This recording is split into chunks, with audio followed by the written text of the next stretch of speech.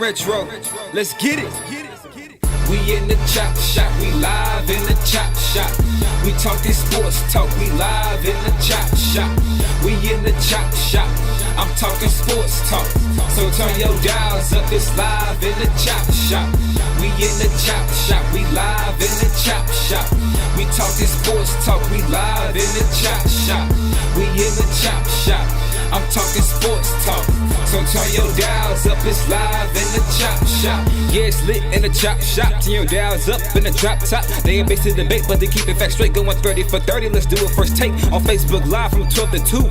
Rob Hatter and Jim Hicks going back and forth like Carter Ray and Skip Bayless and Stephen Smith. From on the court, off the court, straight to the field. Not a man that steals, but I made it steal. To the octagon where I fight to kill. We go face to face, then you write your will. I don't play tennis, but I bring the racket. I'm on the floor, I attack the basket. Put you in the casket when I'm overlapping. Never showing mercy, cause I'm always snapping. Never showing mercy when I'm in the arena. Step into the ring, he hit me as I beat him. Step into the court, I'm never backing down. Killing competition, I'm smacking down. Let me get back to the other stuff at the chop shop, cause they cutting up. It's retro, coming to you live to the chop shop. Now let's turn it up.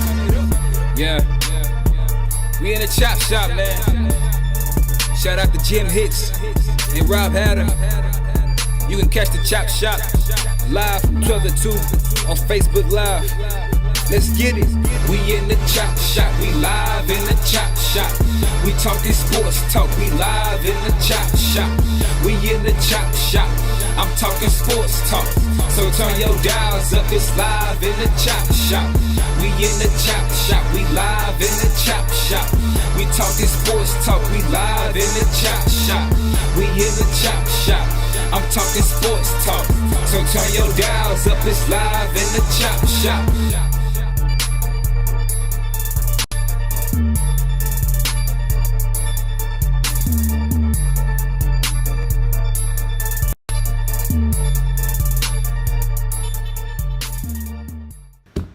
H-Town, what's up?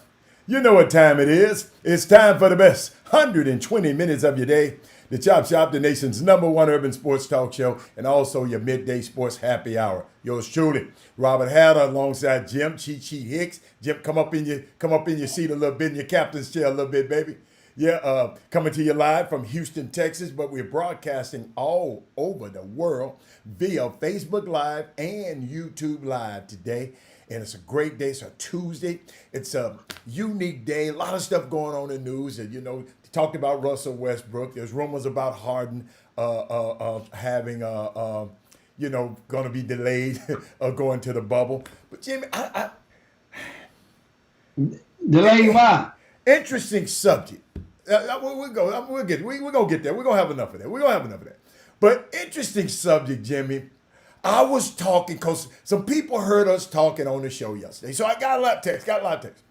And it was talking about the grassroots basketball community. And it's a lady. First of all, hold up, stop. Jessica Brooks, Rick Brown, Derek Johnson, Melvin Dews, Todd Holmes. Those are starting five, and a close behind those two were Sadale Williams, Rod Wells, and Kevin Allen. That's my starting 8 today. I had to give them an 8 today. But Jimmy, she actually, we was talking about summer basketball. We was talking about the people in control. She said she likened and compared summer basketball, Jimmy Hicks, and you got to hear this one with me. I can't wait. I couldn't wait to talk. To being to the church. She said, people in summer basketball, people at church, come up a little bit more, Jim. Hold on. What? But you can't hear? Can you hear me? Yeah, I can hear you. Boom, boom, boom. Can y'all hear? Oh, you can't hear me. You can't hear me. I wonder why. Let's try me now. Now, there you go. Okay, I hit the noise cancellation button, and hey man, you sound like that's a good sound effect right there. You sound like one of the monsters. One of the monsters on one of the movies or something. But if I don't hit this button, we're gonna have an echo. So I tell you what, we're playing like this because they can hear. I know they can hear because they get my feed. You just had a problem. But back to me, let's stop my story. Okay, so she was just, I mean, Jimmy was interested. She likened summer basketball to the church. And I said, church. She said, I'm talking about them preachers. And you know, they can't have authority nowhere else, but they come to the church and then they want to have authority at church. These guys, they said, guys in summer basketball, they have no authority nowhere else. But when they come to, this is why it's so hard for them to let go, because this is the only place that they can find be in authority. They probably not in authority at their job. They're probably not in authority elsewhere. And I mean, Jimmy was an interesting insight. And I said, I never looked at it like that. Never looked at it. You got to think about it. Some people at church, they over some committee, or they run the church. But and she was just trying to parallel those two situations, and I just thought I'd throw it out there to the boom boom room because I want to know what the boom boom room think about it. I mean, because it was just a odd conversation, and she brought it out of left field, and she talked about when we was talking about summer basketball yesterday. So y'all can talk about that a little later. But Jay said Jimmy did sound like you was in a tunnel. Yeah, Jimmy. He sound well. I get Jimmy. I just hit a button and you back good. So what else going on? But y'all Derek. Y'all tell me what y'all think about that. Mindy said church analogy is true. And it's so funny that she said that. So yeah, Rod Wells, we know about Fort Bend. Jimmy, where you want to go today? Because I got so many ways. Jimmy, I would like to shout out this lady. That's an interesting topic. I mean, Rod Wells brought up about the Fort Bend ISD on yesterday. They announced on a Zoom call that they will start the school term online, 100% online. Okay. They're the first district in Greater Houston to announce it like in that fashion. They were the first one leading charge. Mm-hmm. And shortly after, I think Goose Creek Memorial ISD made a similar announcement late last night or early this morning. But so a lot of the parents now understand this, how the thing that made it sting, because of course the Chop Shop Week, a sports talk show. So Fort Bend ISD made it known that extracurricular activities, the games, will not take place while the virtual classrooms are in session. Right. Now, here's the thing. So don't guys, me personally, it's a way that you can play on words and not necessarily lie or not necessarily deceive somebody. But if they interpret it wrong without understanding, then they will run with that straight to the goalpost. And here's the deal. It sounds like, when I tell you this, Fort Bend ISD, man, they're going to start and they're going virtual and no sports until you go to school. And the common person would take that and mean like, oh man, I got to go transfer. My baby won't be playing no football or volleyball or cross country. Well, here's the deal. The TEA has mandated that the online sessions can be maximized at a cap of 3 weeks at a time. So if you're saying you're not going to go to school, what was that? I don't know, just keep talking. If you're saying you're not going to school, you only can do virtual for 3 weeks. Not 9 weeks, not 6 weeks. I'm talking about at a time before something. And your teachers out there, you guys know what I'm talking about. Speak on it. So that means don't panic. They're going to do this for 3 weeks. They're basically delaying the start of physical school sessions for 3 weeks. But they're going to start the term before then. There will be some football going on unless the college system Jimmy, if this pandemic thing don't turn around If these people keep doing the same thing they've been doing these last, it's not gonna be. It's not gonna be.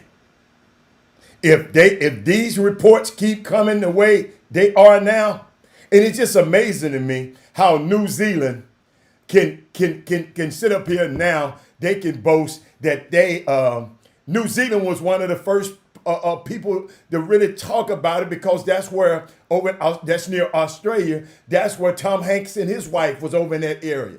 And Jimmy, they have lifted all bans. They lifted everything. They're straight. But Jimmy, over here, especially in Houston, we still got people still doing the same things. So I'm not saying, I'm glad you are optimistic. I'm just not optimistic because I'm watching too many bad habits. You remember I told you the story? I look at a kid's habits and I can tell you what he's going to be. I'll tell you, I'll just watch his habits. And the habits of the people in Houston and the people that I've seen around, their habits not good enough. So, and the habits in Texas, they're not good enough. These people act like still there's nothing out there that will kill you, or nothing out there that can harm you. And so I wouldn't bet on it being football in the fall. Maybe in the spring, but I just wouldn't bet on it in the fall. I just wouldn't. I understand something. What's the main reason you think that these schools, that they're pushing schools into to start force feeding the schools? I don't know the main reason. The main reason, the common denominator, and there is no disputing as far as the theories from abroad, is money, funding, to get them classes in and get funding. And so what happens is, if money, are you talking about the report that Betsy DeVos talked about? If you don't start school, from the federal government saying if you don't start school, you won't get funding. Are you talking about that? But that trickles down. That's the tip of the iceberg up to her. But then TEA and each district, as we just mentioned, Fort Bend ISD, that was their house rule. They decided how they were going to start. You see what I'm saying? So you said Fort Bend wanted money. That's why they started it like this? No, everybody's gonna get money, but if you don't go or don't have schools at all, then you're going to risk. You're risking. Yeah, but Jimmy, there should be schools at all. But my problem is, if you have a mandate like that, we got to make sure every student got Wi-Fi.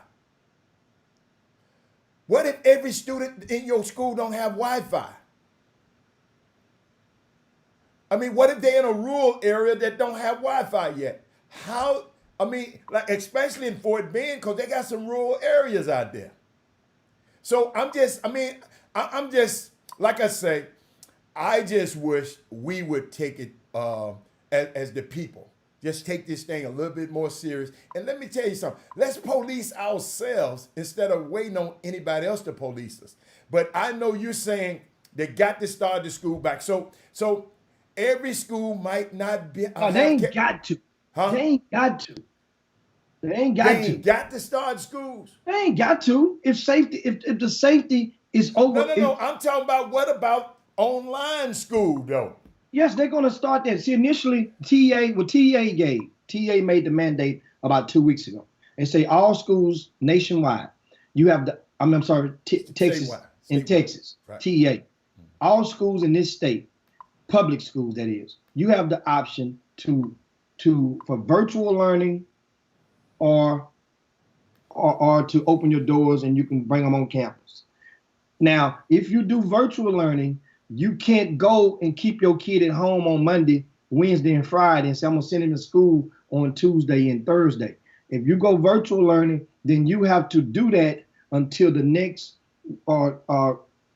reporting period.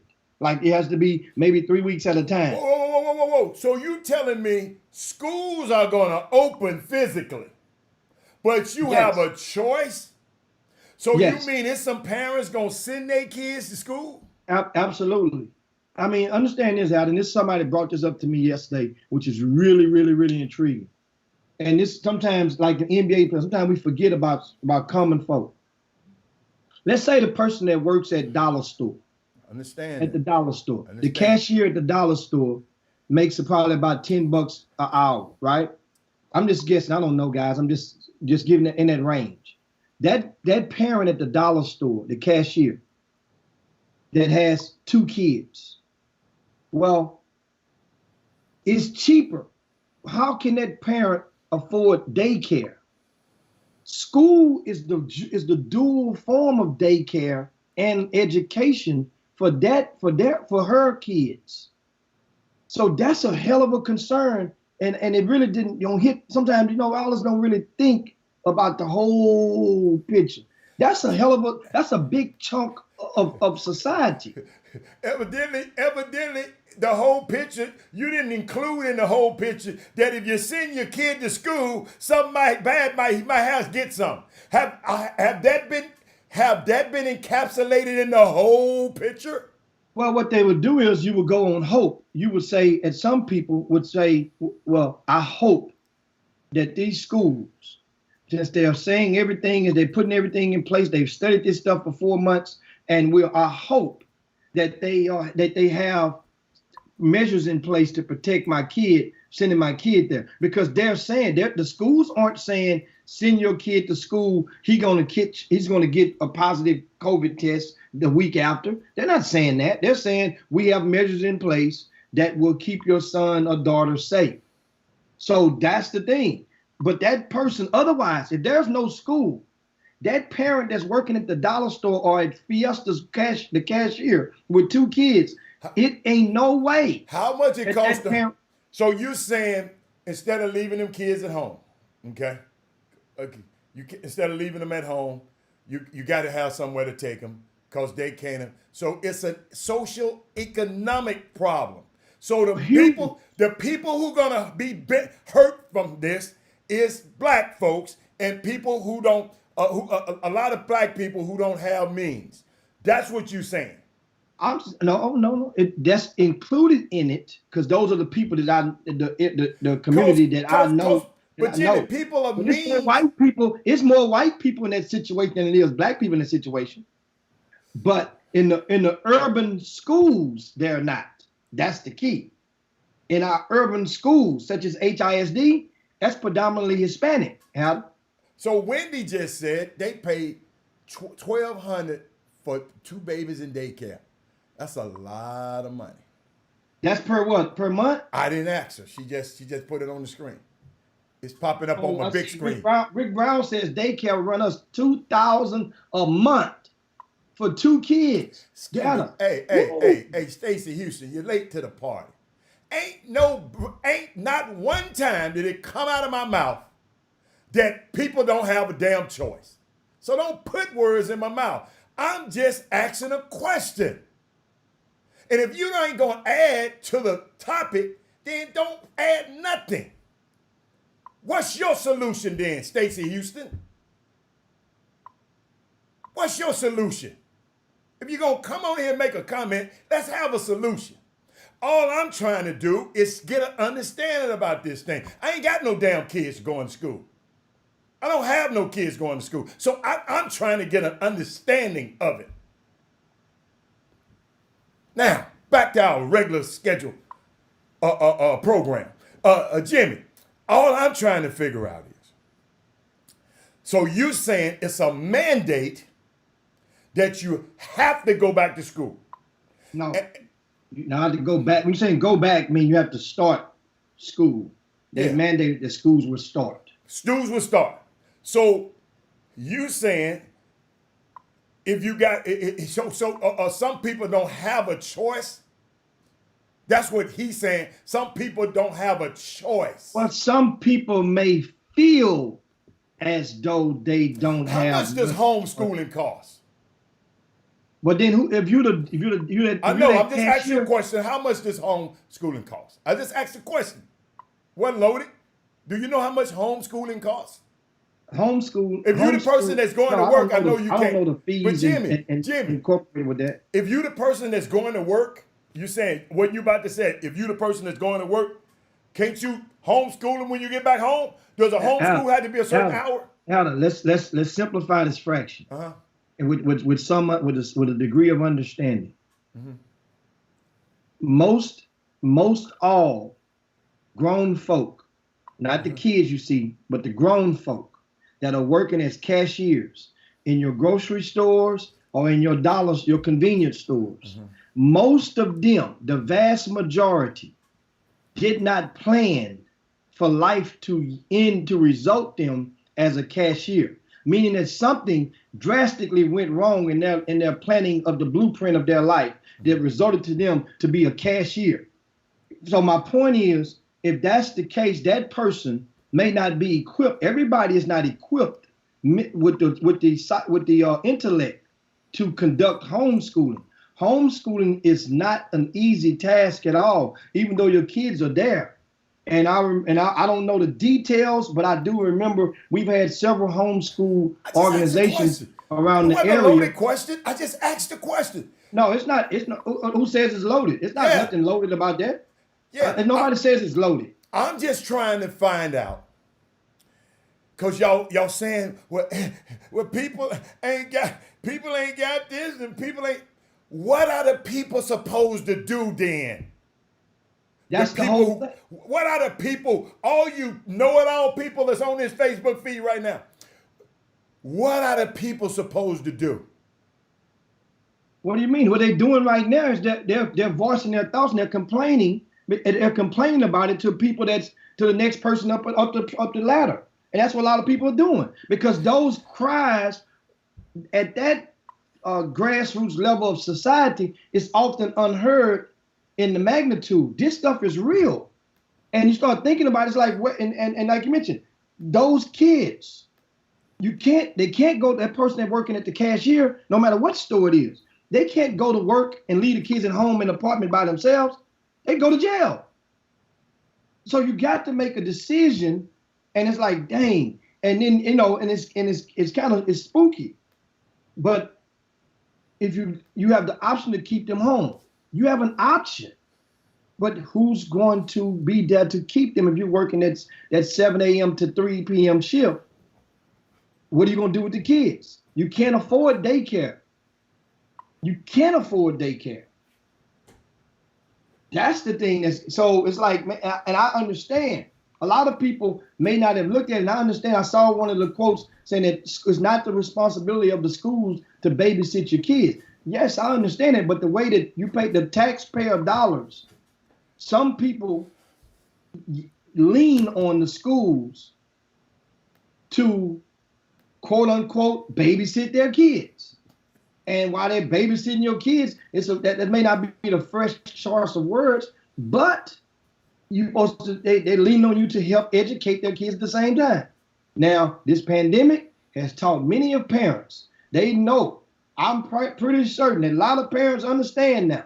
It ain't that easy to teach your kids, especially the way you've taught them or program them from the home front. It's a wake up call for many of them. So I think she said white parents are sending their kids back to school and blacks are not. When everything settles, the black kids will be academically behind. But if you're studying at home, that means you're going to maybe help me. And maybe because, like I said, I don't have a child that's in school. So listen to me. I'm just trying to find out.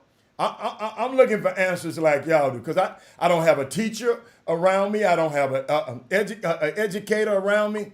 So I don't know the plight. I don't know what parents went through during this COVID-19, having to homeschool and being, I don't know. That's why I'm asking questions from people like me who don't know. So when I'm talking about this, I'm asking the questions for people who might not know, just like me. I don't have no kid.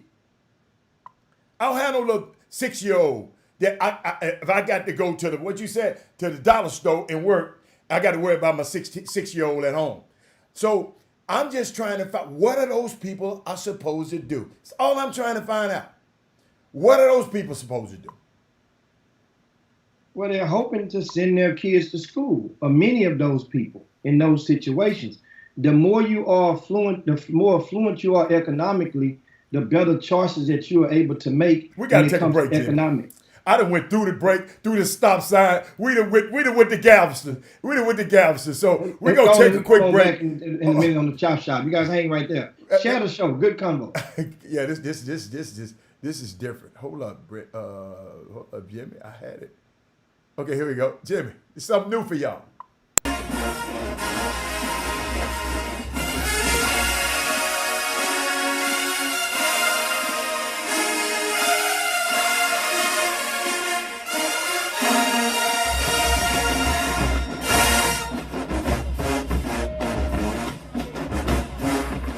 Welcome back to the best 120 minutes of your day.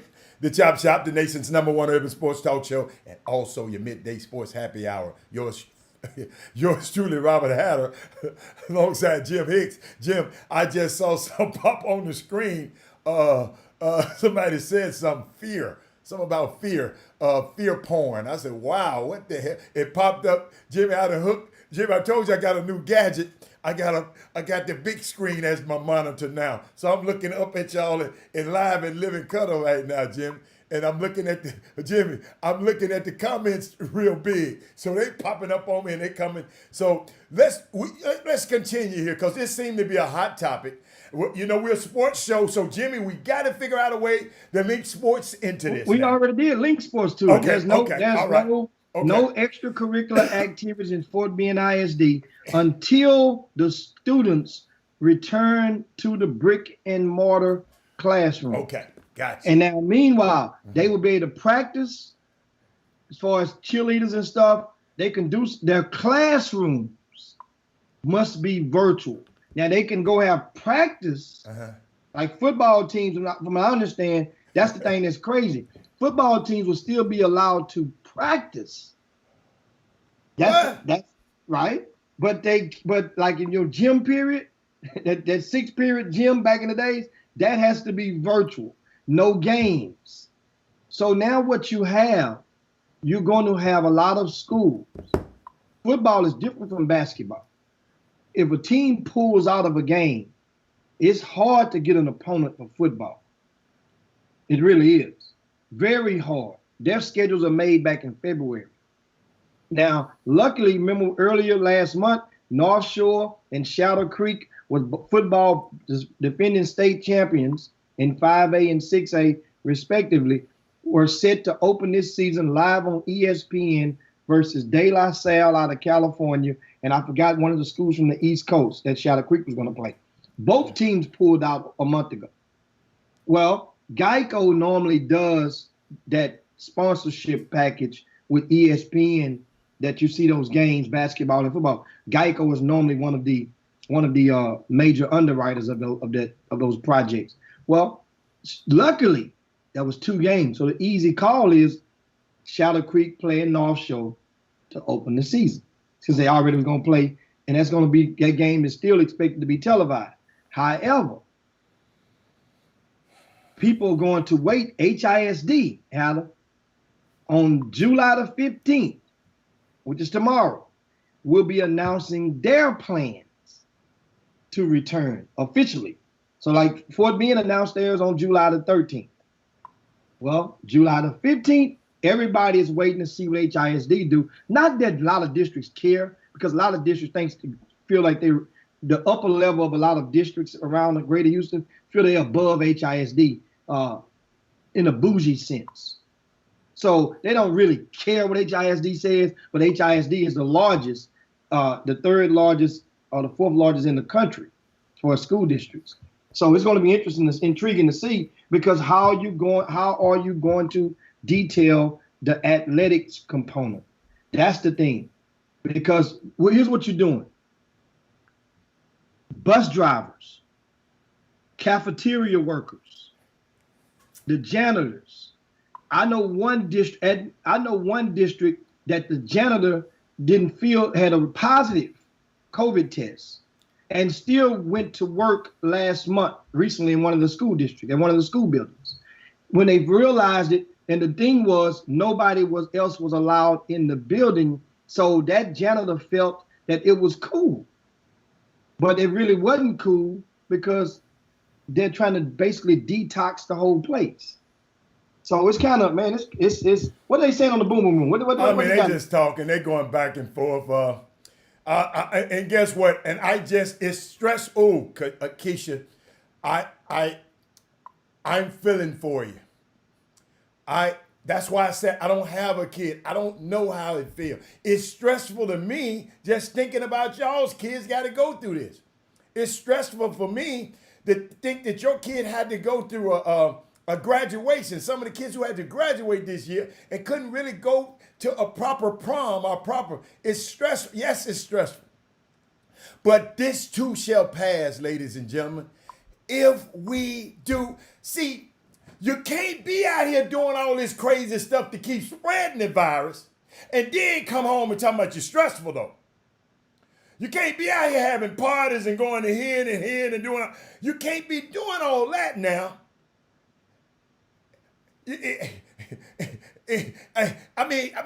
So you weren't stressful when you was getting in.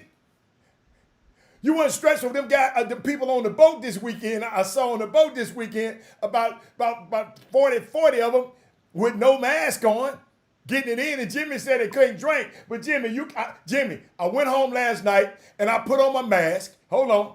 And I said, I can take my mask off, get me a sip, unless they like you just guzzle all at one time. Get you a sip, put the mask back on. Alan. Okay, what you just did.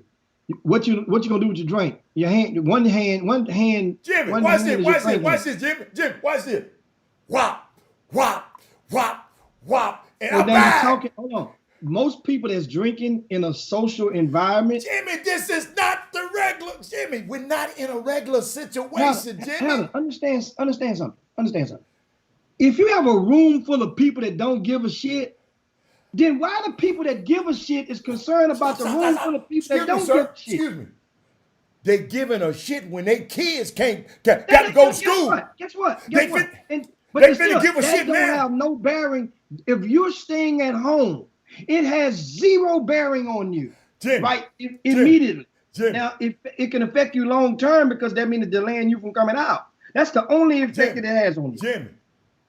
What if some of them same people who got off that boat, and hold up, y'all, if you didn't hear the show yesterday, they got out, Jimmy, I told you what they could have did. Hold up. I wish I had a mask on. Pull that thing back, Jimmy. I know you skillful with that drink. Put that mask back on and get back to getting down. Jimmy, but you're talking. Huh? You're talking, though, at the same time. What? You can talk through your mask. It's TV commentators talking through their mask, Jimmy. Yeah. So hold on. I got one more for you. But hold up, y'all. Just to show you that I'm not all hard on them. Mindy, they get off the boat and walk to the car and put their mask on in the car by themselves. I'm sorry, Jimmy. That got me, Jimmy. I would have been all right if they had left the mask on. They go in the car and put the mask on. They go in the parking lot and put the mask. Ain't nobody in the parking lot. I said, boy, let me tell you something.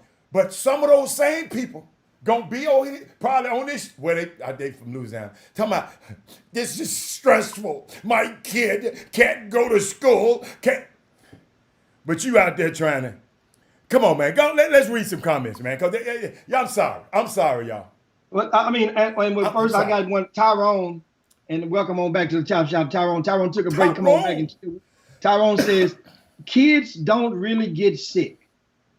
It's the kids spreading it to their grandparents and sick adults is the worry.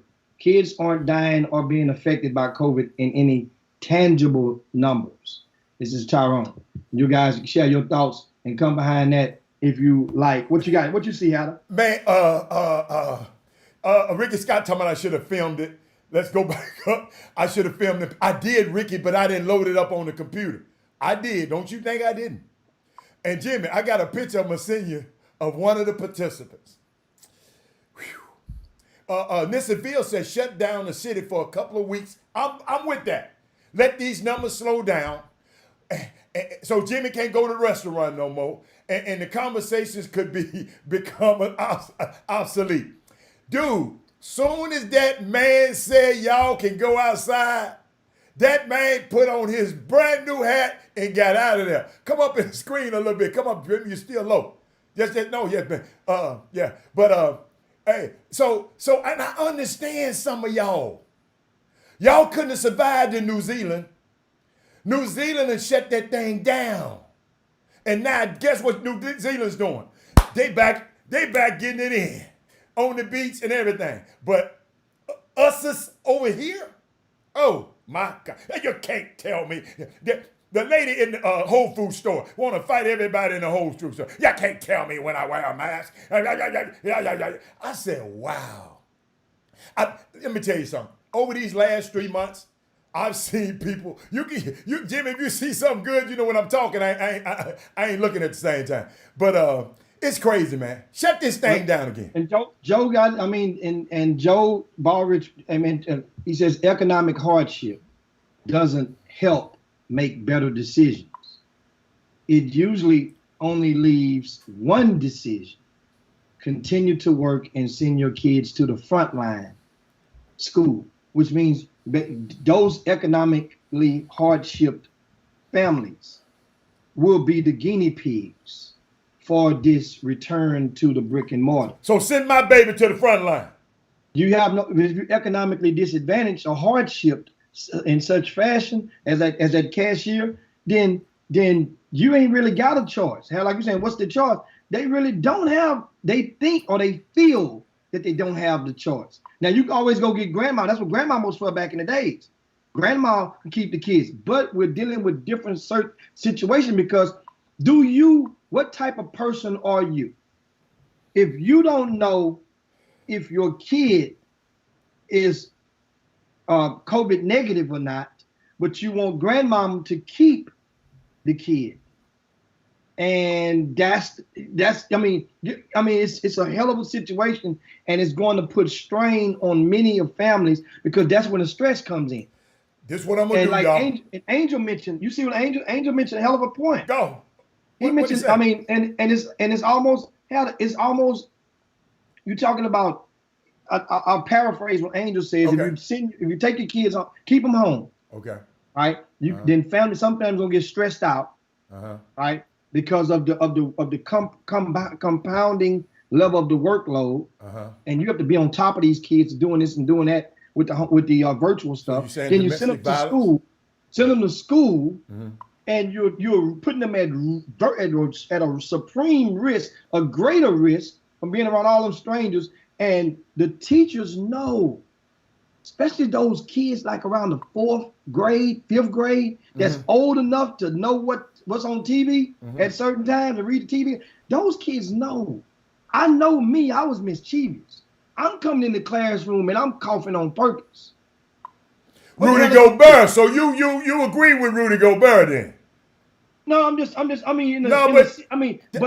at that age, you're mischievous. The mischievous ones, the class clowns, is going to do something to live up to the hype of being the class clown. Hell, I was the class clown. I just happened to make A's most of the time and B's, but I was the class clown.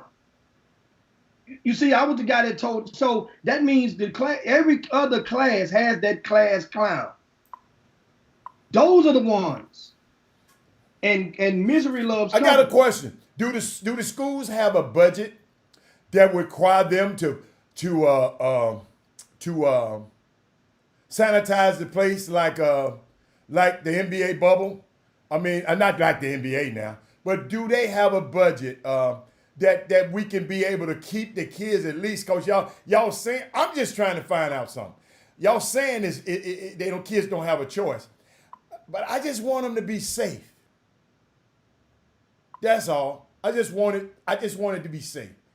That's all I'm trying to do. I'm not trying to dispute nothing nobody's saying out here. If you haven't watched this show enough, you're gonna understand my next generation and young people in the world. I have an affinity for, and I love them. Not just my kids, all of them. So, Jimmy, we got a minute. We got a minute. Now, we got a minute. Trina Mouton, hell of a point. I thought about this point yesterday. I actually told one of the school teachers, one of the coaches had texted me when the news came out about Fort Bend ISD. What she said? I said, y'all was laughing.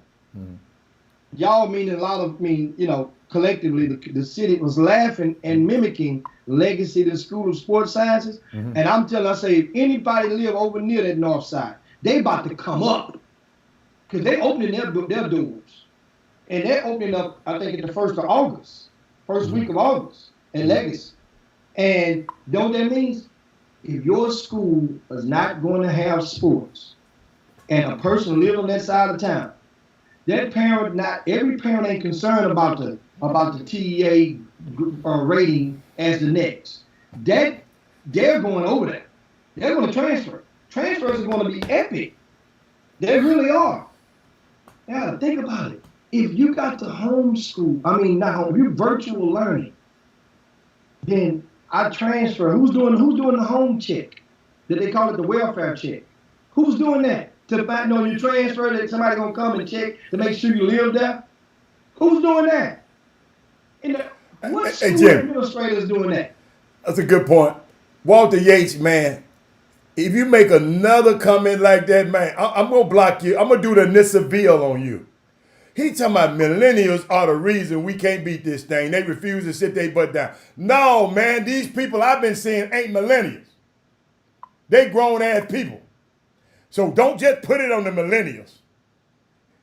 Man. Please don't. But we got another break, Jimmy. Yeah. I got some more. Jimmy, hey, it's HBCU band day today. That's all I got for y'all today. Some HBCU stuff. Hold up. Let me see if I got something for you. Let's try this one.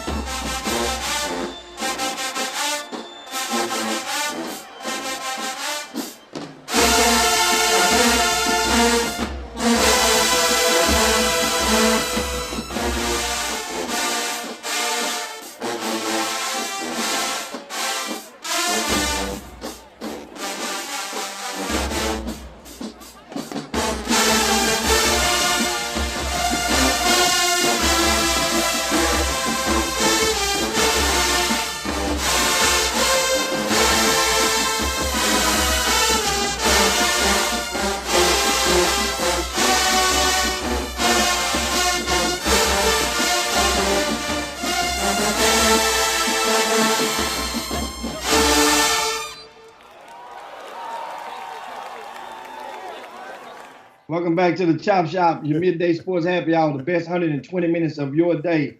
Of course, great convo. Yes. And you missed, Fort Bend ISD announced that they are not allowing any of the students on the campuses to start the school term.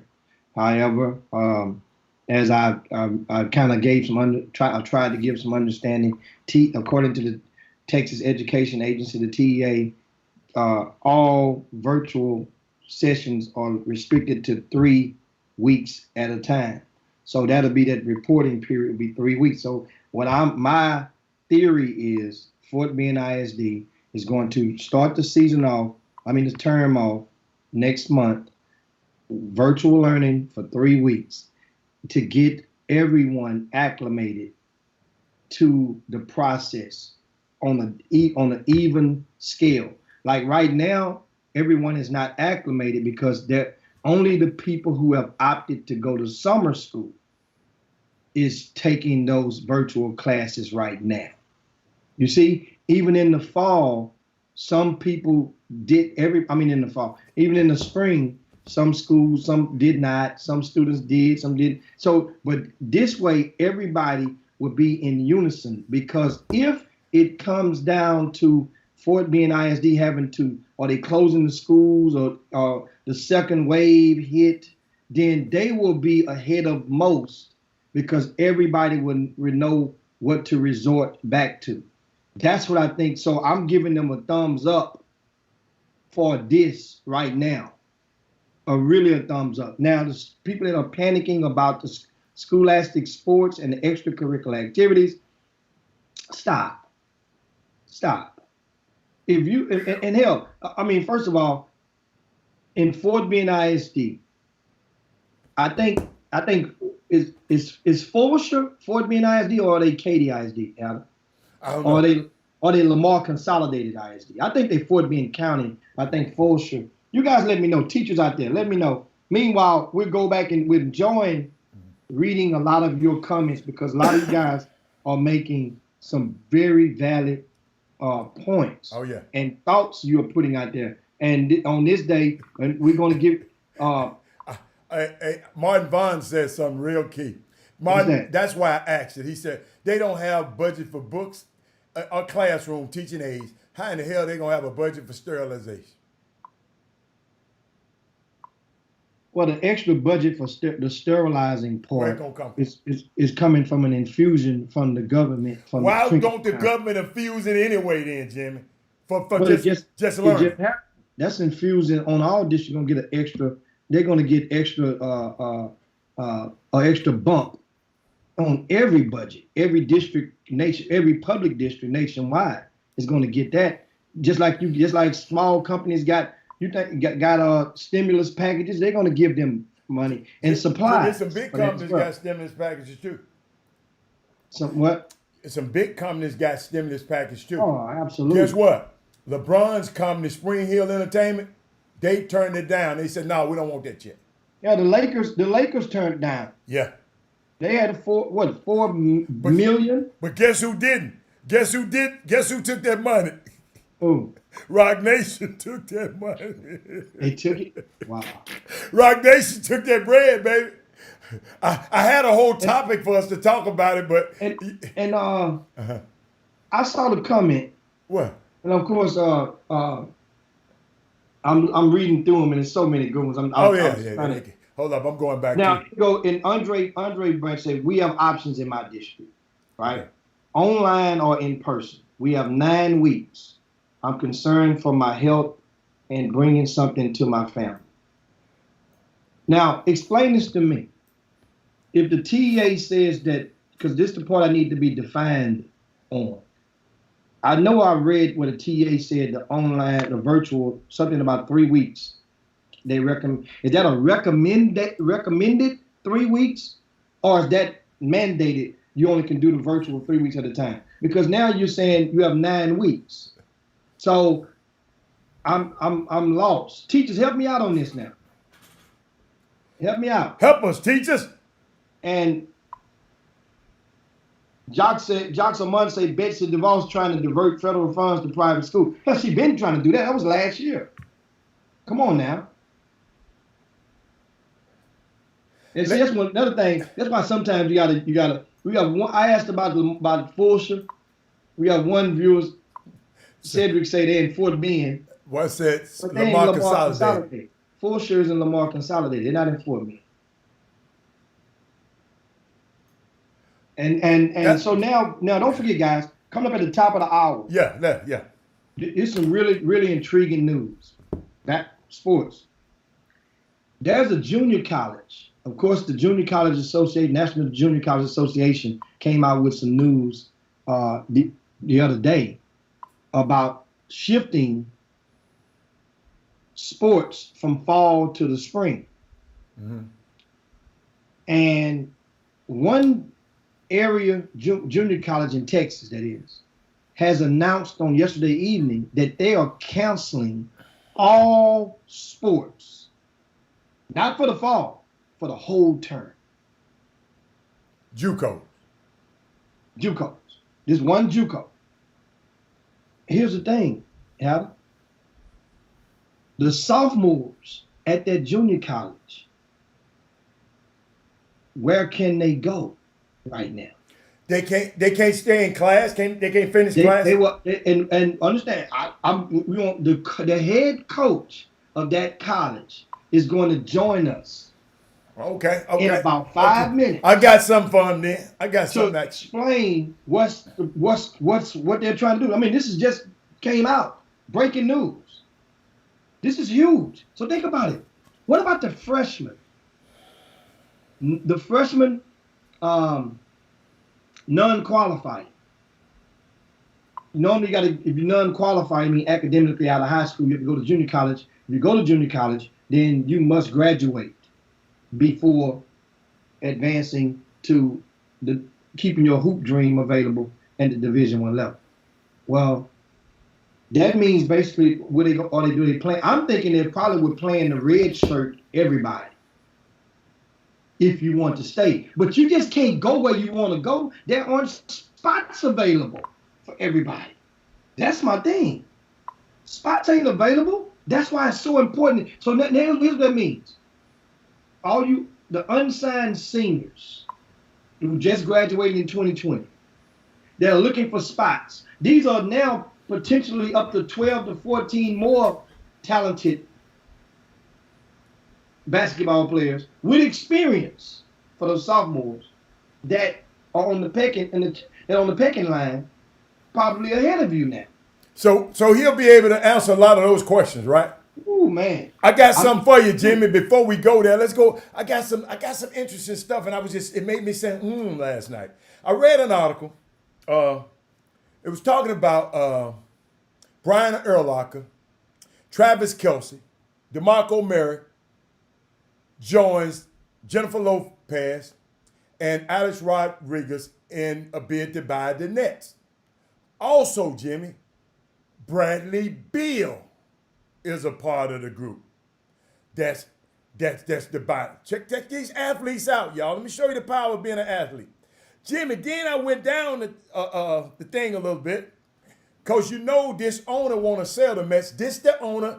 The Mets is the one who still got to pay your boy Bobby Bonilla all that money for the rest of, to 25. I mean, to 20, for how many more years, right? So, Jimmy, it's so unique. So that owner trying to get out of that thing. He's trying to go on cash out. They already got a bid, Jimmy, from some guy from a hedge fund company that's been offered a bid for $2 billion. But our group, I'm sorry, y'all. Jennifer Lopez group, they bidded $1.7 billion. But the NBA, the Major League Baseball want to sell it to the lowest, for Alex Rodriguez. For Rob Manfred want to sell him that.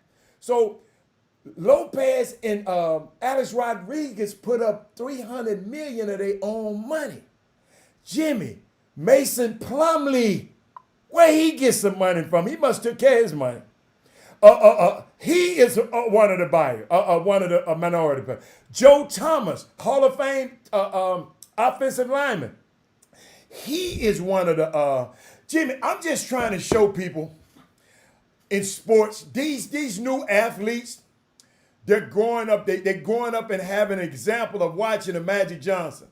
They have an example of watching a Michael Jordan. They growing up and they using this power and leveraging this power. Look, think about it, Jimmy. A-Rod and J-Lo couldn't do it by themselves. That's why I always talk about how we need to get in some kind of way forge a great consortium just here in this city, just so we can get certain things done. Because all of these people by themselves couldn't have got this done. It took a collective group of people saying, okay, I'm in. Okay, I'm in. Man, this is a powerful move. football, DeMarco Murray, that means he took care of his money. If he can invest some, it means he done took care of it. I'll never forget, Charles Woodson gave $2 million to the Motts, look it up, Motts, M-O-T-T-S, hospital, to the children's wing at the University of Michigan. And Jimmy, it was so crazy. I mean, it surprised me because I said, man, you're giving that's $2 million. And people talking about it's a write-off, but no, he had to write that $2 million check, came out of his account. You follow me? So, but Jimmy, it was what's so unique.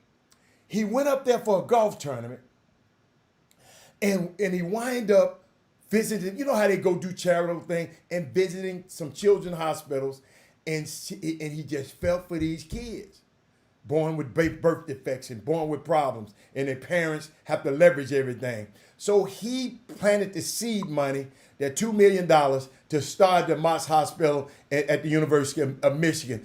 That's the power. And I never forget, I asked another athlete, I said, man, have you ever gave away $2 million? He said, I got it, but I ain't never gave it away. I ain't never gave it to nobody. But it's amazing, Jimmy, the power of sports and entertainment. That's why I always tell these guys, don't just make it to the NBA, just don't make some money, but figure out and get the right people around you so you can do these kind of things at the end of your career. So that's a perfect service announcement for all the student athletes. If you make it, if you don't, if you're just a businessman, same principle applies to you. But what else you got? I mean, it's we mentioned at the top of the show. Mm-hmm. I mean, for the NBA talk, we're going to be joined shortly by that college head coach of the program of the school who has just canceled all sports for the remainder of the school term. Mm-hmm. That's huge. Not one sport, not delaying them. They shut it down, not shifting to the spring. They said just wipe it all clean. Mm-hmm. And here's what somebody just texted me a while ago, Adam, and it's a good point. And it says that let's not forget that Houston and Harris County, their decisions have no burden on the surrounding and adjacent counties unless that mayor or that county judge incorporates the same like decisions, meaning that, and that's a hell of a point. Because we're just talking about where Fulshire is. That's Fort Bend County. Katy ISD is Fort Bend County. Mm-hmm. So wherever we see a decision is made from Lena Hidalgo, Sylvester Turner, that has no bearing on their life or what their decisions in when you go to, if you want to go to Katy Mills Mall or to the gas station at Katy. That's why you see so many people. If you go to Montgomery County, that's Conroe. That's where the Woodlands is, the Woodlands Mall. So understand. So sometimes the people may not realize this, and this is, I mean, I'm trying to make it out. I realize it. But still, they still affect us because those same people bring their butt into the city. That's the whole thing. But then if you're going into their space, first of all, if you care that much, stay at home. If you care just a little bit, but maybe not that much, then stay away from people that you don't know. Meaning, period. Now, because there are, obviously, we just saw them at rallies, Hannah. They just took, yesterday morning, the Texas Supreme Court just voted in favor of the Houston mayor, Sylvester Turner, because they had sued him for the right, they mean the GOP, for the right to host the convention in the George R. Brown. And he said no. So the Supreme Court just yesterday morning said no, and we're siding with him. Well, the Montgomery County judge, the equivalent of Hidalgo, is a guy in Montgomery County. That's Conroe, the Woodlands, that area. He said you can have it out there. And said, you can come use our facilities. We would love to have all of y'all. Let's do it. And remember now, they got the Central Mitchell Woodlands Pavilion. They got the Woodlands Football Stadium. They have the, remember now. Jimmy, they got the Woodlands Resort. They can house it. Well, they got, and here's the thing. I think he might have been talking about the indoor. They have a convention center that's next to the western, to the I think it's a Marriott. Marriott. It's a Marriott. Yeah. It's a Marriott right there on right there next to by the movie theater in the Woodlands. Yeah. Remember, Sylvester Turner did not say that they couldn't have it. Did not say that. He said they couldn't have it indoors in Houston. Big difference, guys.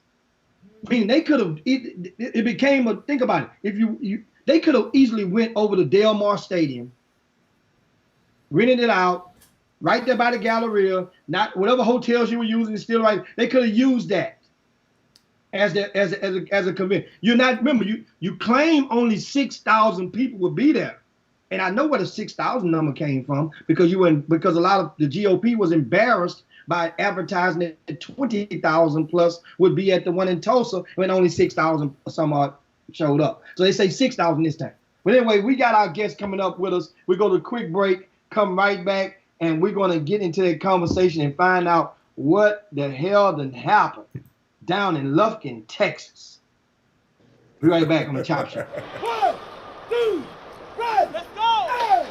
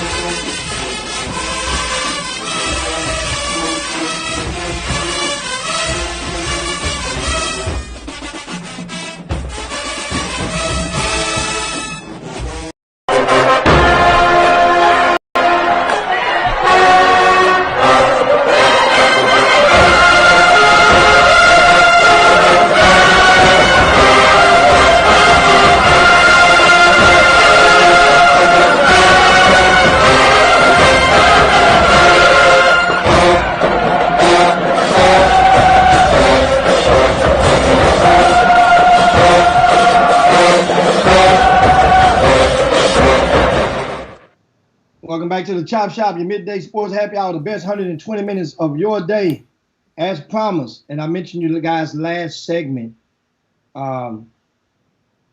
There's a junior college in Texas that decided to shut down all sports, not for the fall, not to delay them, not to switch them around. They're shutting down for the entire year, right?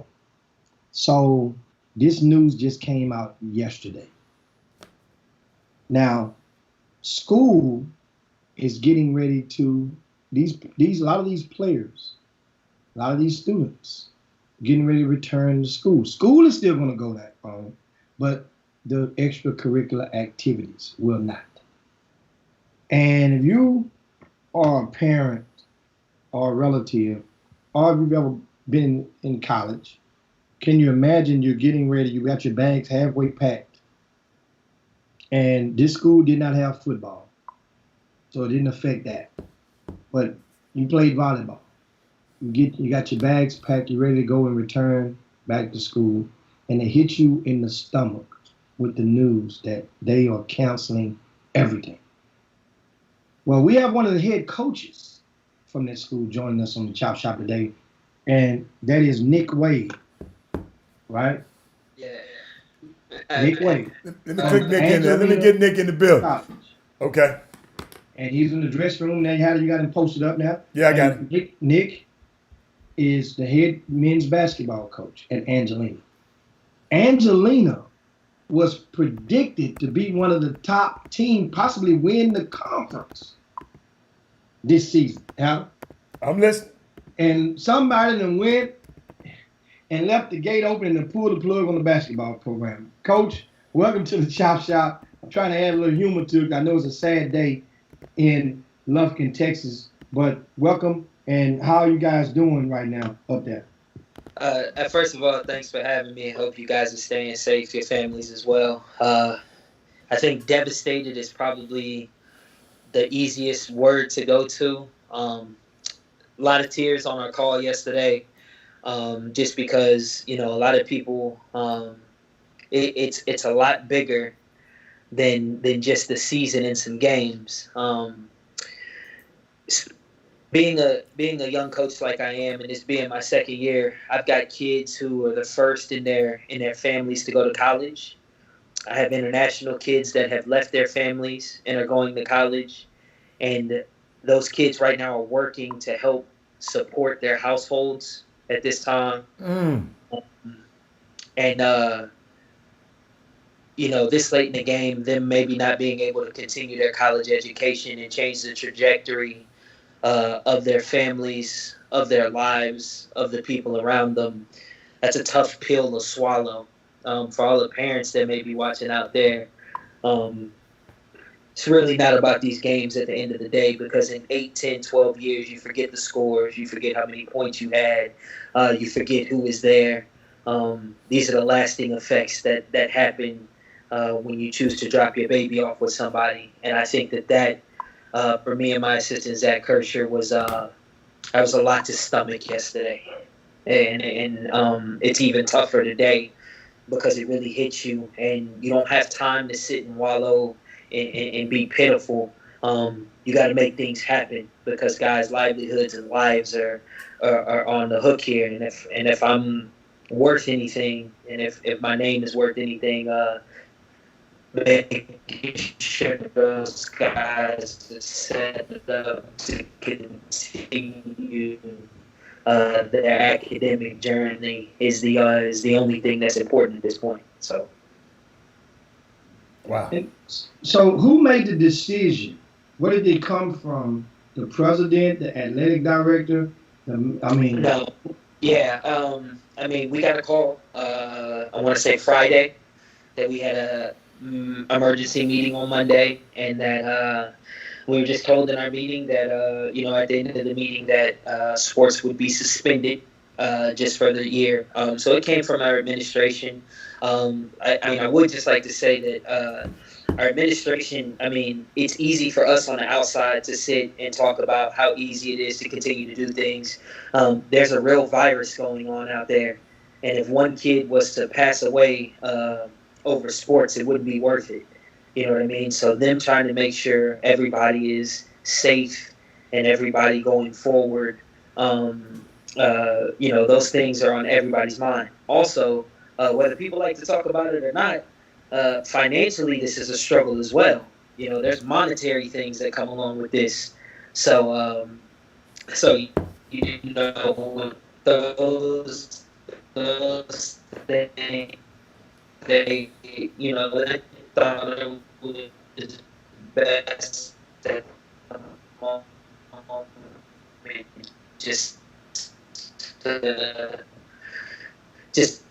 to put a pause on it this year and try to pick it up again next year. We're having some quick audio difficulties real quick with Coach. And as we're getting logged in, what we're gonna ask Coach to do, we're streaming live right now. Coach, if you go and hit the button to go out of the call and come back in, maybe that will solve it. Kind of like a cell phone, maybe a bad cell. Meanwhile, we're going to ask you guys to share the show to your timelines, to your friends. Share the show. This is, and man, I had to look back. I say, man, this is going to be one of them conversations. I didn't know it was going to be one of these type of conversations again now. This is Marcus Ebo type stuff right now. This is really affecting Coach. Yeah. When he comes back. Yeah. Guys, a lot better, Coach. Understand something. In times of such, this is when you can learn more about who you're sending your kids to. You could see this coach's heart through the screen as he's talking about kids young men who could be your son. Mm-hmm. So as now he's back with us, we have Nick Wade. He's the head men's basketball coach at Angelina College in Lufkin, Texas. That's located about an hour and 20 minutes from Houston, from Deerbrook Mall, something like that. So proceed, Coach. Your last topic you was mentioning. Yeah, so no, we got that call again from our administration. Virus concerns for sure. What people don't understand is that a lot of smaller schools like us, it's money issues too, enrollment, things like that. A lot of high school seniors have not signed up to go to college yet because they don't know if the big college they're going to is gonna have a student life. So they're kind of waiting. Everything's in limbo. And I have to give a lot of credit to our administration because I know that they're trying to keep the best interest of the safety of our student athletes in hand. But also there's just some budget things that are, a little bit scary at this time. And so, with all of that, just as a coach, you have to make sure that you take yourself out of it and do what's best for each individual sitting in front of you. What people don't know about Angelina College, and you wouldn't unless you came to a game, is that I always refer to my team as a fraternity. Their bond is something that you can't get in the way of. We take less talented kids that fit our culture than we'd ever settle for talent. And those kids looking at each other like, am I ever going to see my brother again, is enough to break you, And I'm very fortunate. We've had some kids that are like, Coach, we'll redshirt because we don't want to break up the family.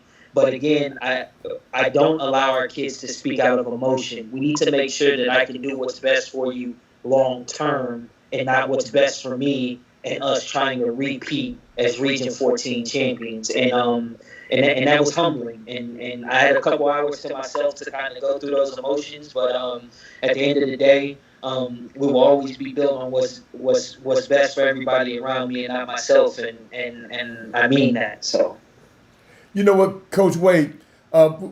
Earlier we had parents on talking about the stress of even a high school kid not being sure of where what she gonna do with him because of got to keep him at home. I got a choice to put him in school, and now. You coming, these young, man, let me tell you something, man. I did not know this was the conversation. Jimmy never, prepared me.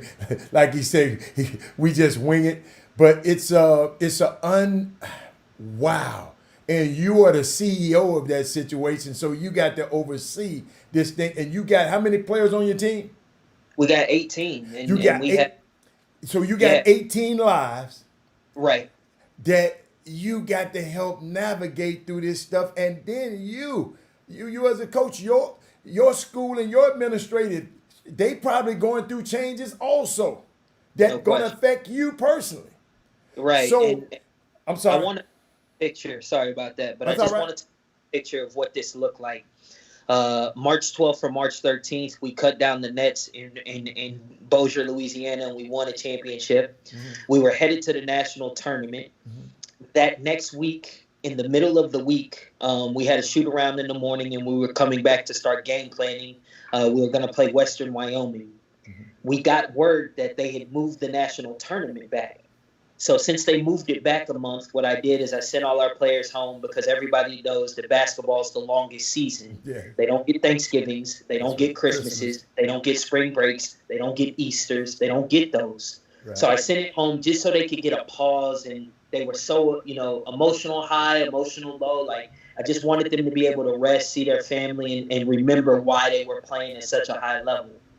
Not in my wildest dreams did I know that this pandemic would hit. I didn't get to tell my sophomores goodbye because they just left, and then they weren't able to come back. And now to think that I may not have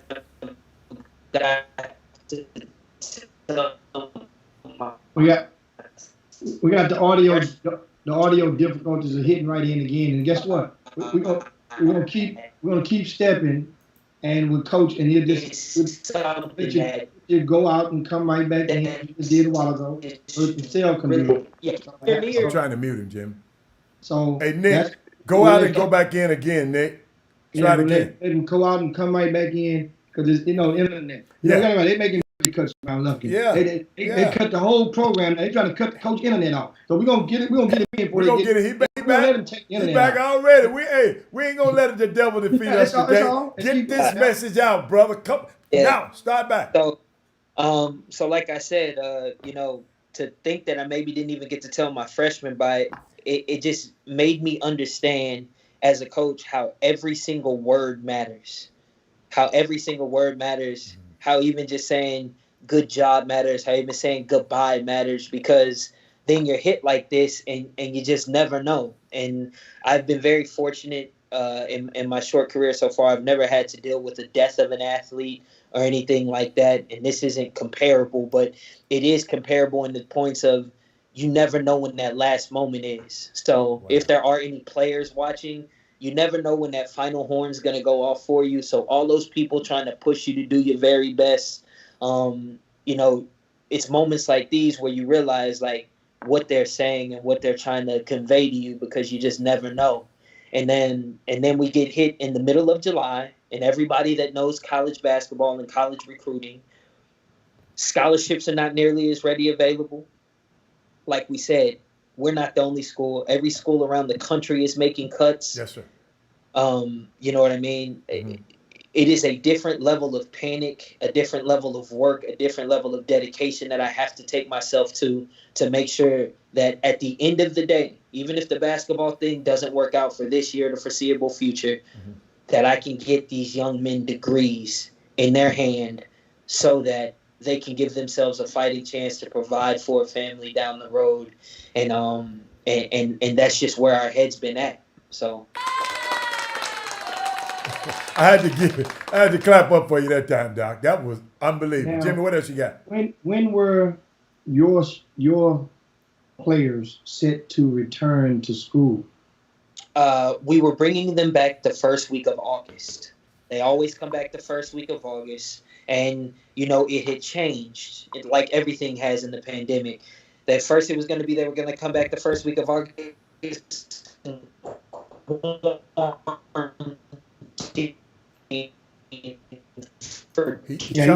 Jimmy, we're going to take a quick break. Again, and we got to go. We got to go then quick. Just so it's break time now. Yes. With everybody. We go to.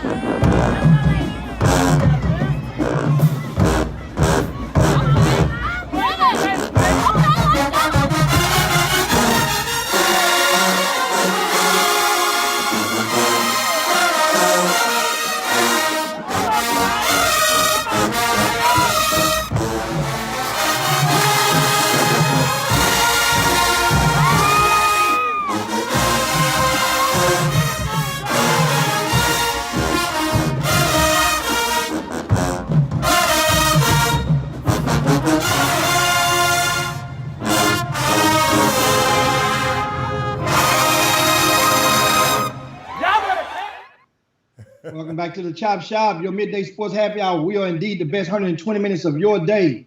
Don't forget we're streaming live on YouTube and Facebook simultaneously. If you're a first-time viewer, make sure you like our page on YouTube. Simply give us a thumbs up and subscribe to us if you haven't been there and you're watching on the Facebook. Simply when the show is over, slide over to the YouTube, Chop Shop HTX, and just subscribe. It takes about 10 seconds. It's free, and that will help us with our digital footprint throughout the YouTube land. Now, shout out to everybody's up in the Facebook and on this HBCU Tuesday today that we have live with us. We're talking not necessarily an HBCU, but this is some big news in case you missed it. A local junior college, well, a Texas-based junior college, or college that is, canceled all sports yesterday. Canceled all sports for the whole year. This is the head men's basketball coach at that school, Angelina College. My alumni. Yeah. I knew it had to be something. My alumni. Go Road Runners. Yeah. And live up in the house, and with us we have Nick Wade and Coach. You were just telling us, the kids were expected to return at the beginning of August. Right. And now, what options are there in place? Because now, for a lot of your kids, explain this situation to us, because some people, you have to be academically qualified. Right. And virtually everybody who comes to your college, which is a 2-year school, it has Division I visions. Right.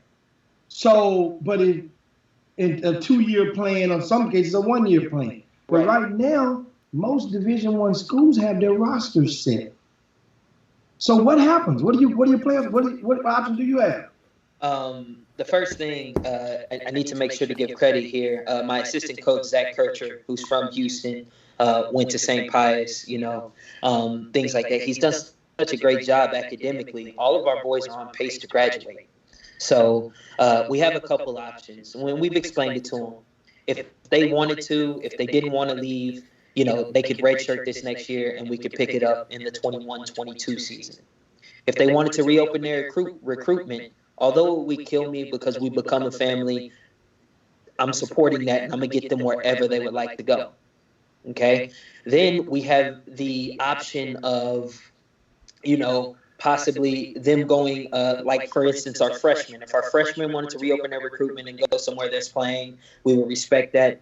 I told all of our kids that they have a safety net, though. If they need to use a red shirt season on us, I would not throw them to the wolves and do anything like that. You can come here. You can take limited hours, so you're a part-time student, so your eligibility, doesn't run out on you. You don't have to become what's called the 60% kid, where you have to have 60% of your degree done to go to a Division I school. We gave them options and laid them out, presented that to their families, because, again, when we got this information, there was no time to sit on my hands and be emotional about it. Immediately, our players had to know. I will never let anybody I'm dealing with find out any information elsewhere. That's going to come from me, and it's going to come. I don't want them hearing that from anybody else. Then, right after that, just so we told the boys first, we backdoored and told their parents immediately after that. Just told your son this is where we're going, and we laid out all these options for the parents, just so they can talk about it as a family, and then they can understand, okay, either, A, we're going to look somewhere else, and if we can't find anywhere else, we have Angelina as our fallback, or we're going to redshirt, we're going to commit to you guys, and then we'll pick it up in the 21-22 season. Now, you mentioned the red shirt.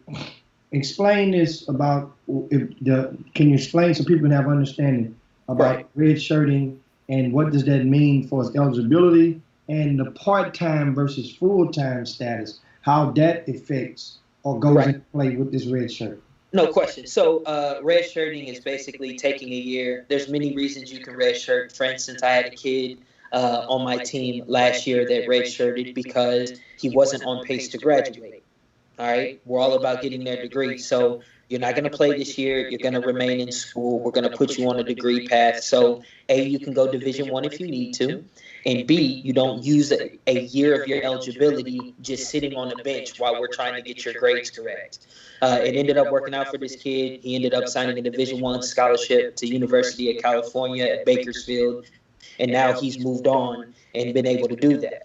We also sometimes use red shirts. For instance, if we bring in a freshman and we realize, hey, there's a couple kids in front of you that are probably going to get the majority of those minutes. Instead of burning a year of your eligibility, we would like to put a red shirt on you. You're still considered a freshman the next year, and you get ahead in your academics. Therefore, if you end up getting a Division I scholarship, Division II NAIA scholarship you like, and you only want to stay for 1 year and have 3 years at a 4-year university, we support that. Okay. And so we've used that in a couple cases as well, just so, again, we're not wasting kids' time as well as doing what's right by them in the education realm. So, Coach, I got a unique question. I'm glad Trey Phillips on the Facebook feed, he said, if it's a sophomore, what type of classes do they take in the third year? In the third year. So that's a great question. Our sophomores that have redshirted are what we were calling 60% guys. That means if they get a scholarship somewhere, they have to have 60% of that degree plan done at the college they're going to. You see, so that would depend. So, for instance, with the kid that was a sophomore, he signed his letter of intent to play at Cal State Bakersfield. They put him on a degree plan there. He graduated from here. You have to graduate from Angelina College, and then you have 60% of your degree plan done when he steps on campus at California's Bakersfield. So, which made this decision even more difficult because all our kids in such good standing, then we don't want them taking useless classes. I'm saying, because that's a waste of money. That's a waste of money. And on top of that, it's one more class that they don't need. And I don't think that is good for the student athlete as well. So on the championship team last year, how many sophomores were on that team that won the Region 14 championship, and how many would get their degrees? Also, Kerry asked you, it's a three-question fold post. How many would get the opportunity to play at Division I or Division II level? Right. So out of the 8 sophomores we had, I don't have the list in front of me at the moment. Everybody has graduated except one of them. Everybody has graduated except one of them, and he's gonna still sign an NAIA scholarship.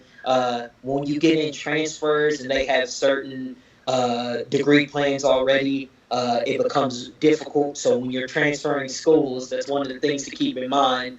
Did I do enough to stay on a route to graduate? How many of those? Everybody has the opportunity. I love answering that question to play Division I. Now, not everybody was offered. We had 3 kids that ended up going Division I and signing Division I scholarship. The kid at Cal State Bakersfield, Cameron Hart from Lufkin, Texas, at Houston Baptist University. North Shore's own Tavion Johnson from Houston is signed to play at Arkansas Pine Bluff. So those HBCU. I knew it had to be HBCU connection somewhere. No.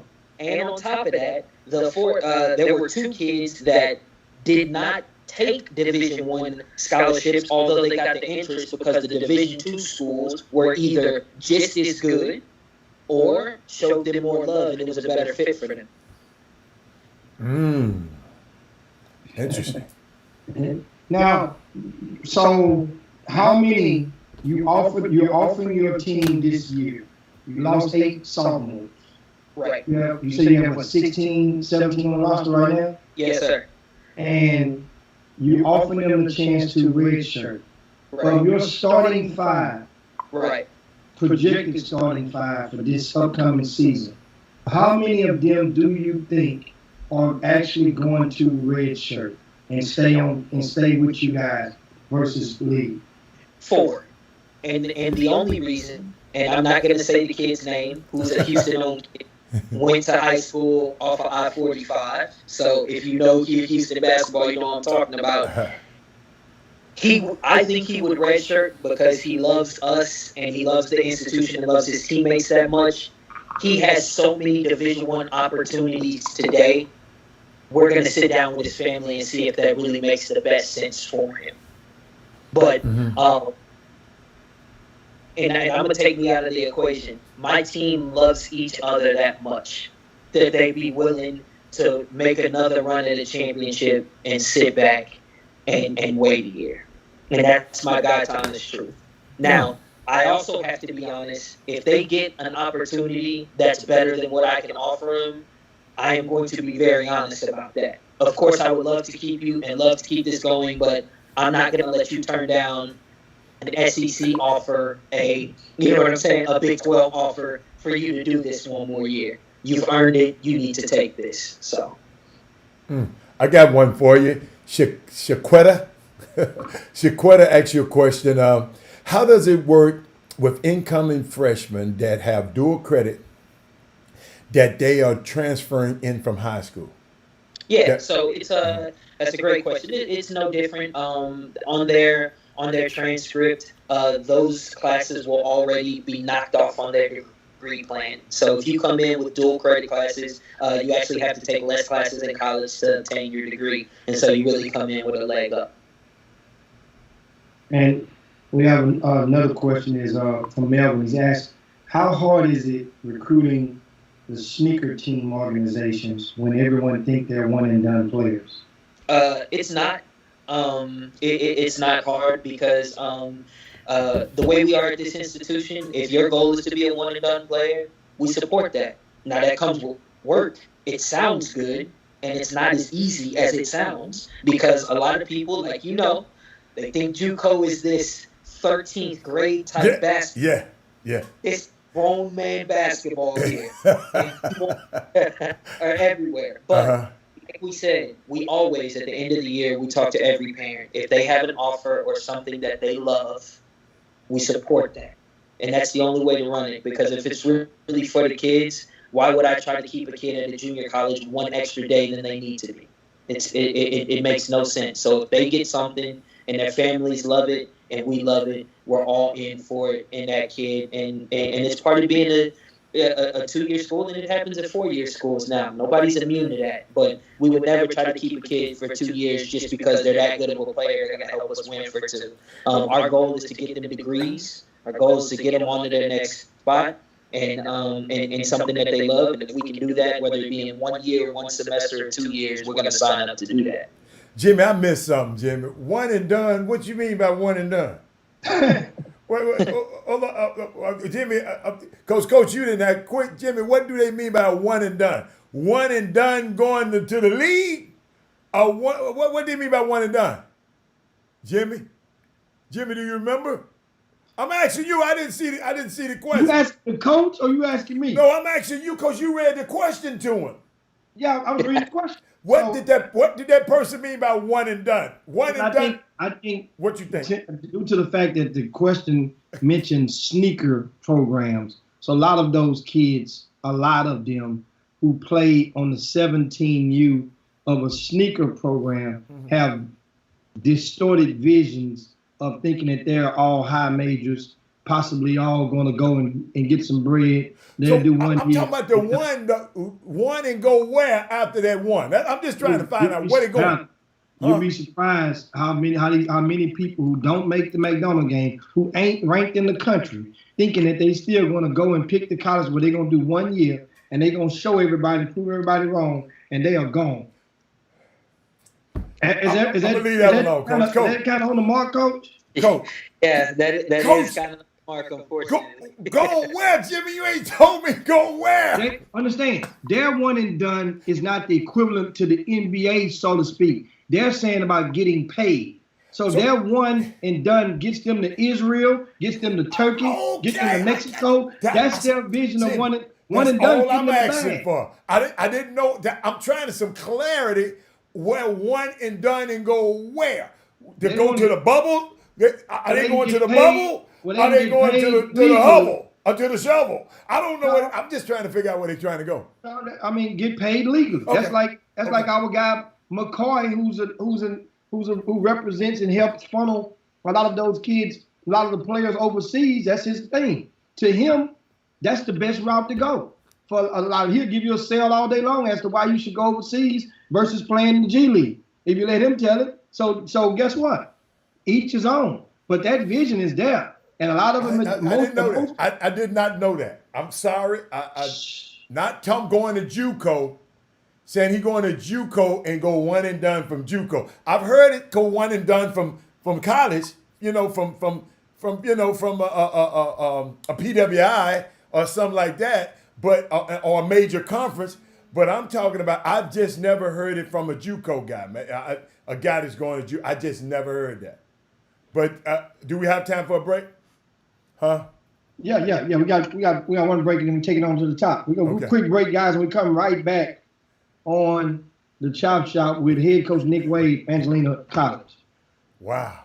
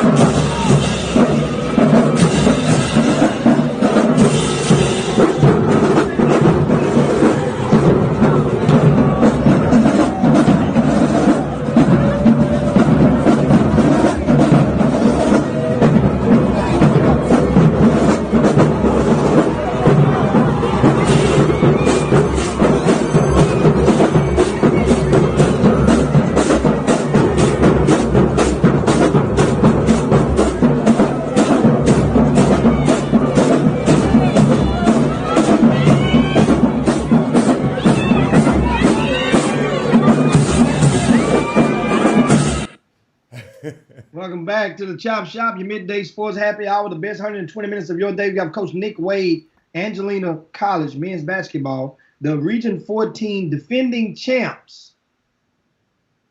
That is. Coach, what were you guys projected to finish this year? I think we had to be projected to win it. We're the defending champions.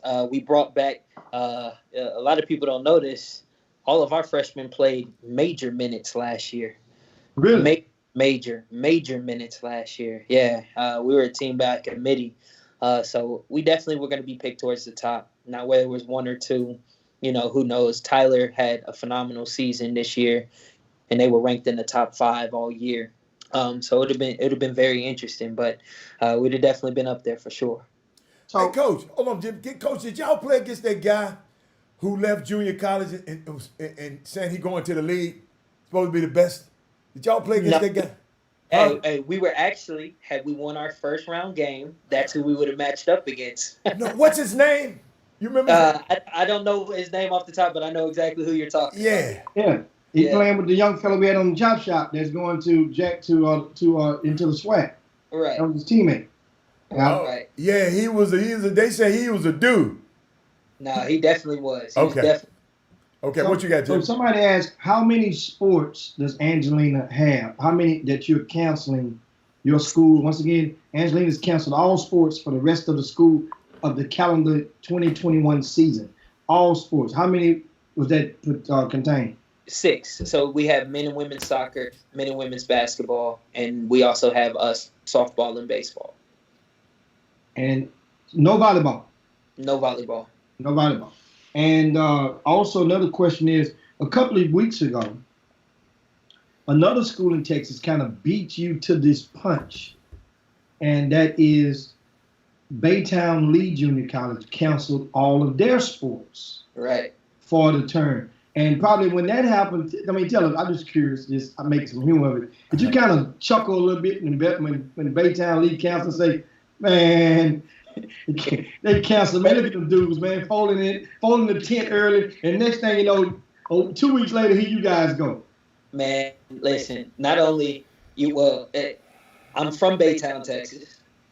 Right when I graduated college, I was a volunteer assistant at Baytown, Texas, while I was still trying to just get on to any program. You know what I mean? So I felt for Coach Champagne because he allowed me to be around college basketball in the coaching, world. So to tell you the truth, it really brought a little bit more anxiousness to people in our region because we felt if one president do it, other presidents could follow suit.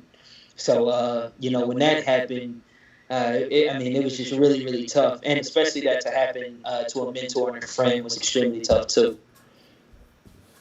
And now, did any of those players from Lee College, when they shut their system down, attempt to try to come over to Angelina? Not only did they attempt to, we had one. Really?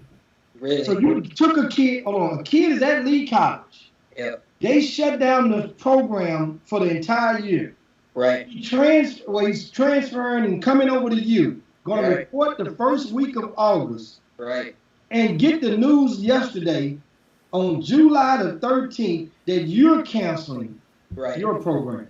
Right. And for that kid, I feel even worse for. A lot of people understand, yes, it's affecting like kids here. The international kids have been dealt a serious blow. A lot of schools are going online now for the fall semester. ICE came out with a rule that if they're only taking online classes, they cannot remain in America. So there are 3 and 4 and 5 steps for international kids that played here last year that they need to go through. They have to have certain hours face-to-face, and if that school doesn't offer it, they may have to pick up and go home and wait and try to get back over, and that's dealing with the embassies, and it's a lot of scary times for young men trying to get education and play basketball right now. And another question Tim asked, with the kids' eligibility clock already going, that's in your program, how will it work for the kids who have already redshirted? Yeah. And now the program is shutting down. Exactly. And we've had a situation like this. We had 2 kids. We had a kid that redshirted this past year and was going to play who was a sophomore. We have to find, no questions asked, we have to find him another school because at this point he would just lose his eligibility. So we have to find that kid another school. And we're really, really fortunate. He's a great kid, super student, super person, better player. He'll be able to land somewhere. But it also happened to an international kid. So now we have an international kid who has redshirted, who has no film because he redshirted, trying to find another school, and they have to give that kid a full scholarship because they aren't able to get federal grant money and things like that. Man, this is a sad situation. So have you found a school for any of your departing kids, players so far? I know it's only been less than a day.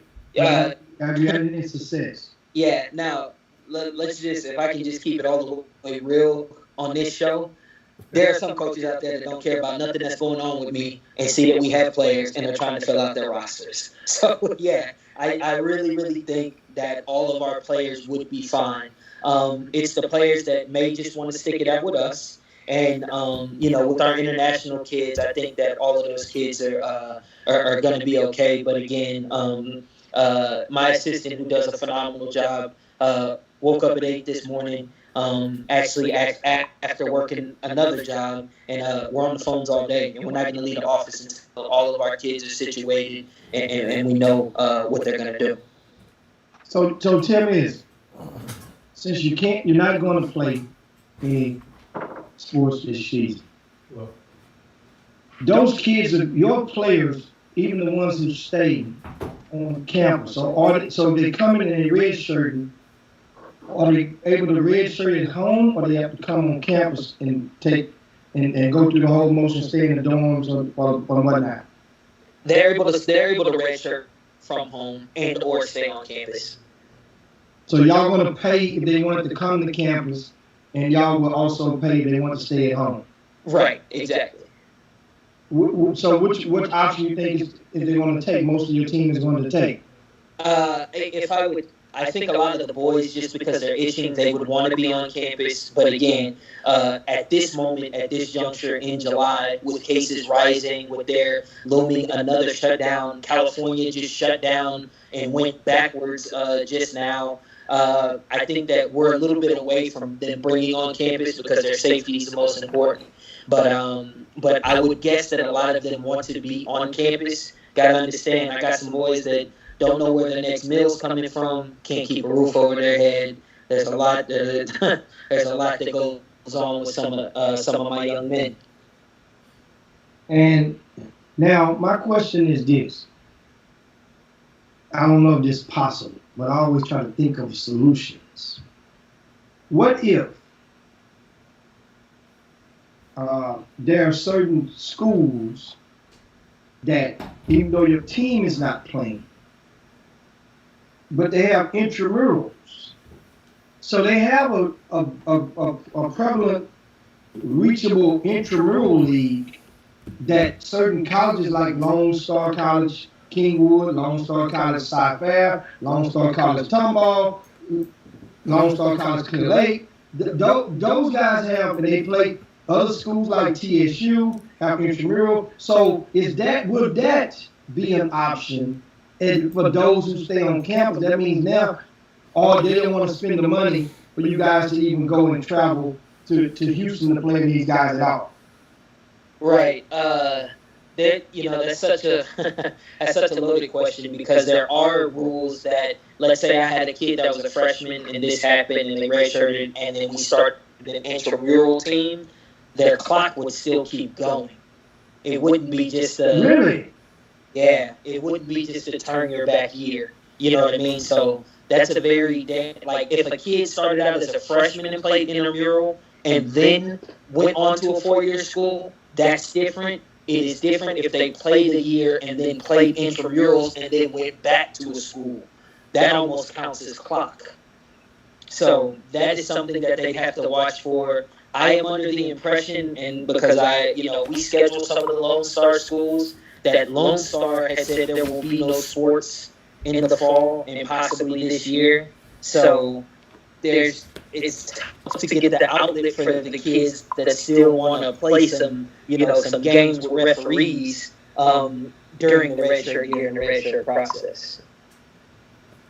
Now, Angela has a great question on our YouTube feed, and she asked, will your players who return to school next month, will they be able to practice or work out during the redshirt year on campus? Anytime that they're redshirt, once our administration allowed them back on campus, yes, they are full. They are no different. They just cannot play in games. And Melvin says maybe a dumb question, but can a redshirt player go back to a prep school? A redshirt player cannot go back to a prep. And so we're just getting your questions in, guys, and there's plenty of questions. You guys have it, and in regard to for Coach Nick Wade, Angelina College, or the junior college situations. Now, you guys also, how does it work with your recruiting now? So even though there's no season and they're talking about restrictions, are you and your staff, like Zach Kirchhoff, very well received and loved around? is he and you able to go and recruit?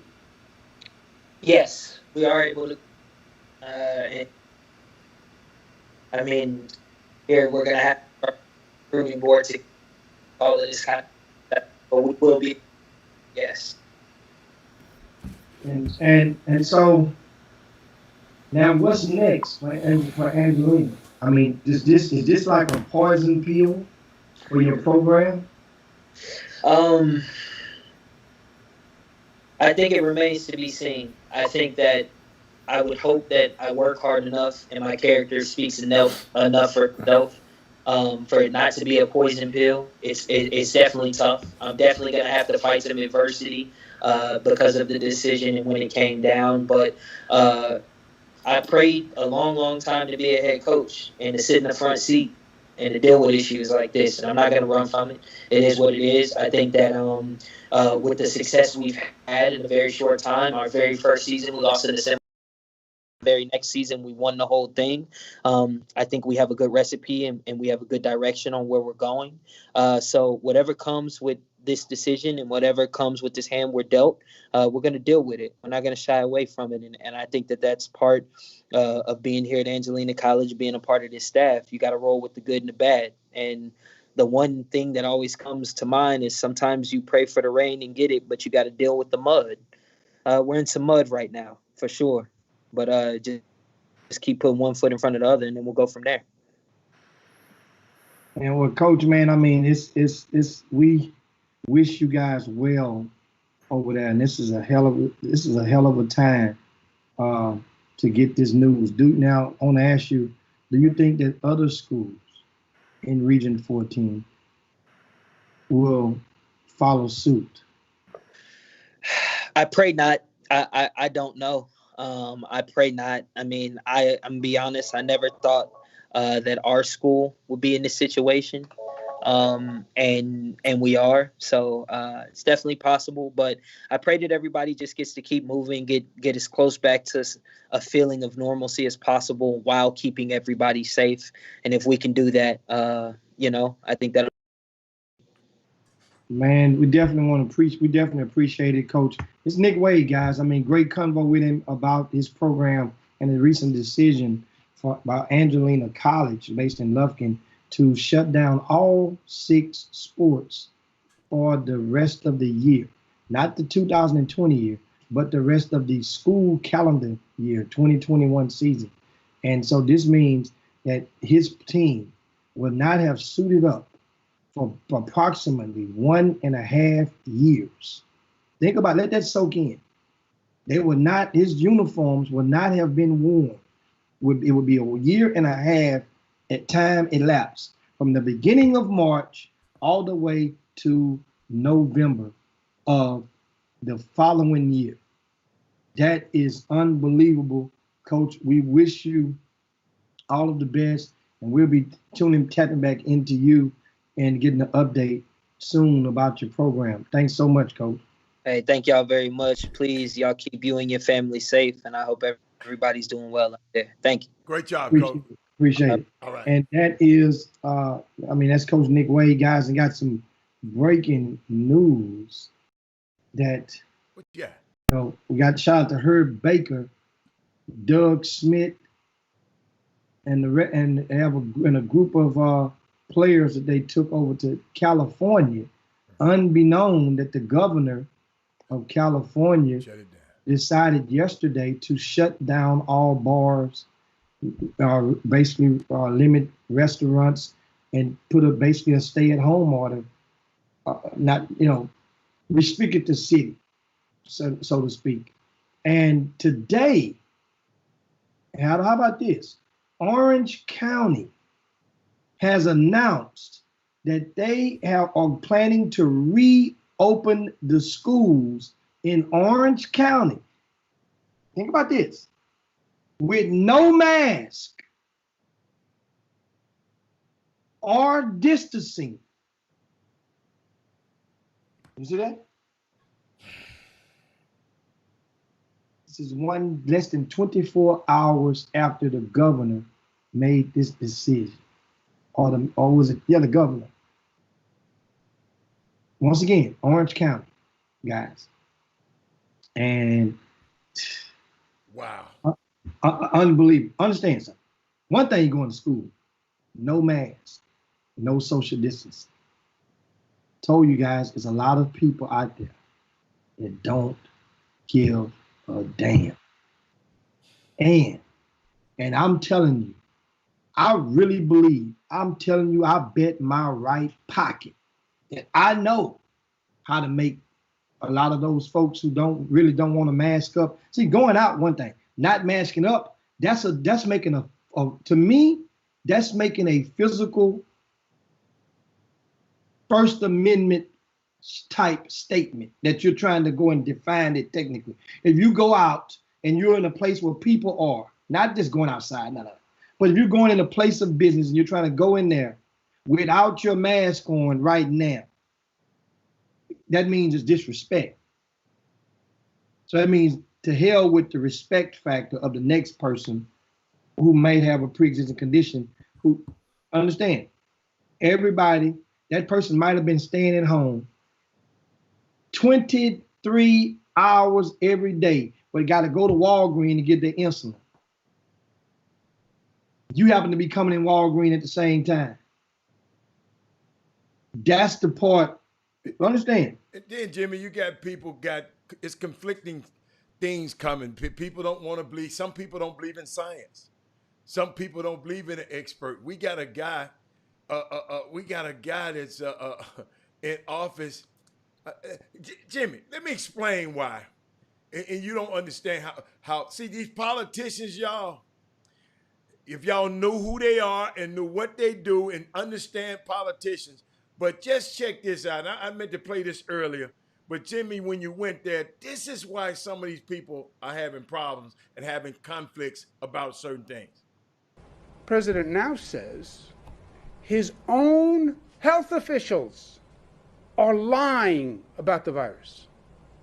His own CDC health officials are lying about the virus. Well, if the president is telling the truth, you know what he should do? He should fire them. He should fire them. If I said in this room, my health commissioner is lying about the coronavirus, you know what your first question would be? Governor, if you say he's lying, how do you not fire him? How do you keep him in charge of health policy if you say the person is lying? Because someone is clearly lying to the American people. And people are dying because of it. Trump's COVID scandal makes what Nixon did at Watergate look innocent. Nobody died in the Watergate scandal. Thousands of people are going to die in this COVID scandal. And that is all the difference in the world. Welcome back to the best 120 minutes of your day. Yours truly, Robert Hatter, Jim Hicks. Jimmy, let me tell you something. Some people believe in certain things, man. And that's just the way it is. You said some people just don't give a damn, because guess what?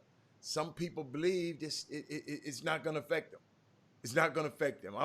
They don't care nothing about everything else. So I thought about that last night when I saw that.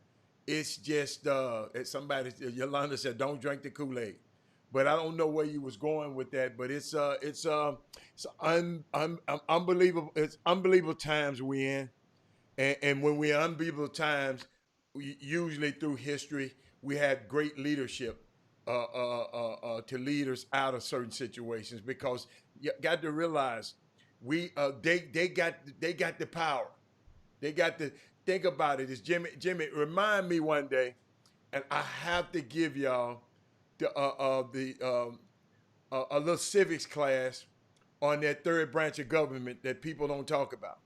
And that's the Supreme Court. I'm going to give you just a quick overview over it. It's not too extensive. What it's going to do is going to make you go, the stuff I'm going to tell you, It's gonna make you go look it up. There are three co-equal, Jimmy. Remember you said co-equal branches of government: the legislative, the judicial, and the legislative, the judicial, and the executive. The executive is the president. Let me tell you something. They're co-equal, but it's some stuff that the Supreme Court can do, but that is just unbelievable. And I'm gonna share that with y'all in the coming weeks, because guess what? I'm leaving out of here as soon as we get off the show. Jimmy, I got to go vote. I didn't vote early. So as soon as I get out of here, I'm going to vote in the primaries today. Always remember, the primaries, you're just practicing for the next one. So it's important too. So yes, I'm headed out of here as soon as we finish. So what else you got, Jim? Well, the primaries is a little bit more than that on the local level. Yeah. Because it's deciding seats for runoffs. These are people that are in runoff elections. So it's more than that. And you're still getting your practice in, though. But those are the seats that affect you locally. The first layer, your immediate layer. These type of elections have value. So once again, and guess what? The lines in runoffs or in primary votes like this, the lines aren't. They're not long. They're not normally. There's no comparison to voting day in November. Now, what you may have seen in Atlanta or in Kentucky last month, that was some special circumstances that due to voter suppression at its finest. But in a city, especially in Houston, you're in good shape. Take a young person if they registered to vote. Take them. And once again, I'm taking somebody today. If we don't say it, then who will? Grassroots coaches, I'm still calling everybody to the square. Send us the picture of the coach, the volunteer coach, who's taking his young rising 12th grader, who's 17 years, 10 months old, and registering him to vote. See, we can talk about all the other stuff. And I understand that people may say, well, that's that. It is. Excuse me, I'm sorry. This has a bearing on him for the rest of his life. And enables him to legally decide how he wants to voice his opinion towards another person or an elected official. This is big. And it reminded me, Al, somebody told me this last month when we were talking about this conversation. And they said, think about it like this. How many of these basketball kids do you think even vote for the high school class king and queen? That's an election. The homecoming queen, the king, vote for this, vote for best dress. They vote. That's a voting process. But somehow, a lot of people don't vote. The athletes, the jocks, that's considered a little bit too nerdy. So that means now high school coaches, who was just now snickering when I mentioned some grassroots coaches a while ago, high school coaches, all hands on deck.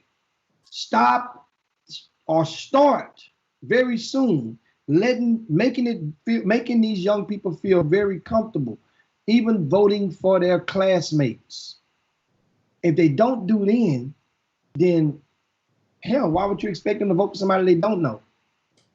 They don't even vote for the people they do know. That's good. Think about that as you go home. But anyway, guys, it was a great show today, great convo, and the polls close, I think, at 7 p.m. in most cities, or in Texas, or the primaries. Make sure you get out there and take care of your business today. Meanwhile, we'll be right back at it at the Chop Shop on tomorrow. Jimmy, what time your event? You still having the event tomorrow? The camp is still on schedule for Wednesday and Thursday, session 1 of the Southwest Exposure Camp. The public is closed to the general public. So where are you gonna be doing this? You gonna do the show from? No, I had a surprise. I was gonna get you a fill-in guest, and then I was gonna spot in. So that was gonna be the surprise. It don't matter, just as long as I can come in. That was because sometimes depending on what part of the MI3 center I'm at, You know, we did the show before. We had to be all the way in one port of it. Okay. So I was gonna see how everything. It's bad out there. Yeah. See how everything going in the morning. Yeah. They've improved it, but I wanted to see. But anyway, I was gonna just spot in and do a remote, for a few minutes here and there and give an update from this. The Southwest Exposure Camp. And why is this thing not open to the public? Well, because in order to keep the camp is more manageable, as far as being in the MI3 Center, they are strict and stern about not having more than 100 people in that gym. Okay. So if that's the case, we have 60 kids. You have roughly 15 staffers. You see, and then you have about another 10 media people or so. Then you got to count so that means now you'll be flirting with that number. We couldn't let staff parents in because you would exceed that threshold. Okay. So it's like all or none. So that's what but it's going to be pretty doggone good. So all 60 players, you got 60 players. 60. Got players. More than 60. Got more than 60. Okay. So we're playing. You know, you overbook a flight. Playing laws of averages. And somebody ain't gonna show up for the flight. Somebody ain't gonna show up for the flight. Yeah. But we have more than 60, and it's gonna be pretty good. Well ran. The thing I like about it, we only had it 1 year. Last year it was at Yates High School. You guys remember? This cool. Camp was right across the street when the NCAA did their camp. This thing was very, very good. It was one of those. Still having speakers? Yes, Henry Sims, his X's and O's program is over all of the speakers. I haven't seen the actual. When I get off, I got to go and type it all up. But it's going to, like I say, I think in every camp, you have the term camp counselor. They call them camp instructors. Every camp instructor is a high school coach. Okay. A certified high school coach. Once again, every camp instructor at this camp. Put it like this, to put this in perspective, I'm not sure there's never been another camp that's operated by what they call a third party operated camp, where every single camp instructor was a certified high school coach, head coach. You follow me? Let that soak in. Not this freshman coach, head coach. Is it live streaming? Yes. On what? Baller TV. Okay. I'll be doing the live stream, and then we also have Alan Branch will be coming down, and they have a new company that provide analytics and stuff, and then they'll be on price. So that means now you get Alan Branch to indirectly cover the event, as opposed to helping him be able to eat with his new company. You know, and he tested this new software that they have at his camp last week, a week and a half. Okay, they got some new software. It's different from the software last year? Yes. Okay. They've upgraded. Yeah. Okay. Well, I mean, technology is going so fast. So that means now you have Alan Branch on premises. I'm not sure if Arnie's coming or not. I haven't asked him. I'm quite sure he probably will for one of these sessions. But it's going to be pretty live up in that MI3 Center. We're only going to use 2 courts. Okay. So that lets you know how the spacing is going to go. Okay. MI3 Center is 6 courts. We're only using 2. Right. And ain't nobody else going to be on other courts. Nobody else is going to be on, not supposed to. Okay. All right. Not supposed to. And that's the whole thing. So anyway, guys, that'll be, you guys, Baller TV, the camp is called the SWEC, Southwest Exposure Camp, and that'll be in Houston on tomorrow. Now, guess what? We're totally prepared if the city, like, it's 2 sessions. Session one starts on Wednesday, concludes on Thursday afternoon.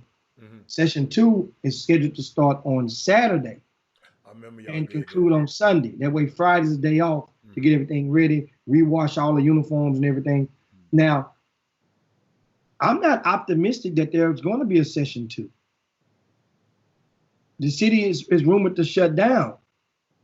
An announcement is expected to come for Thursday. Could be Wednesday or Thursday.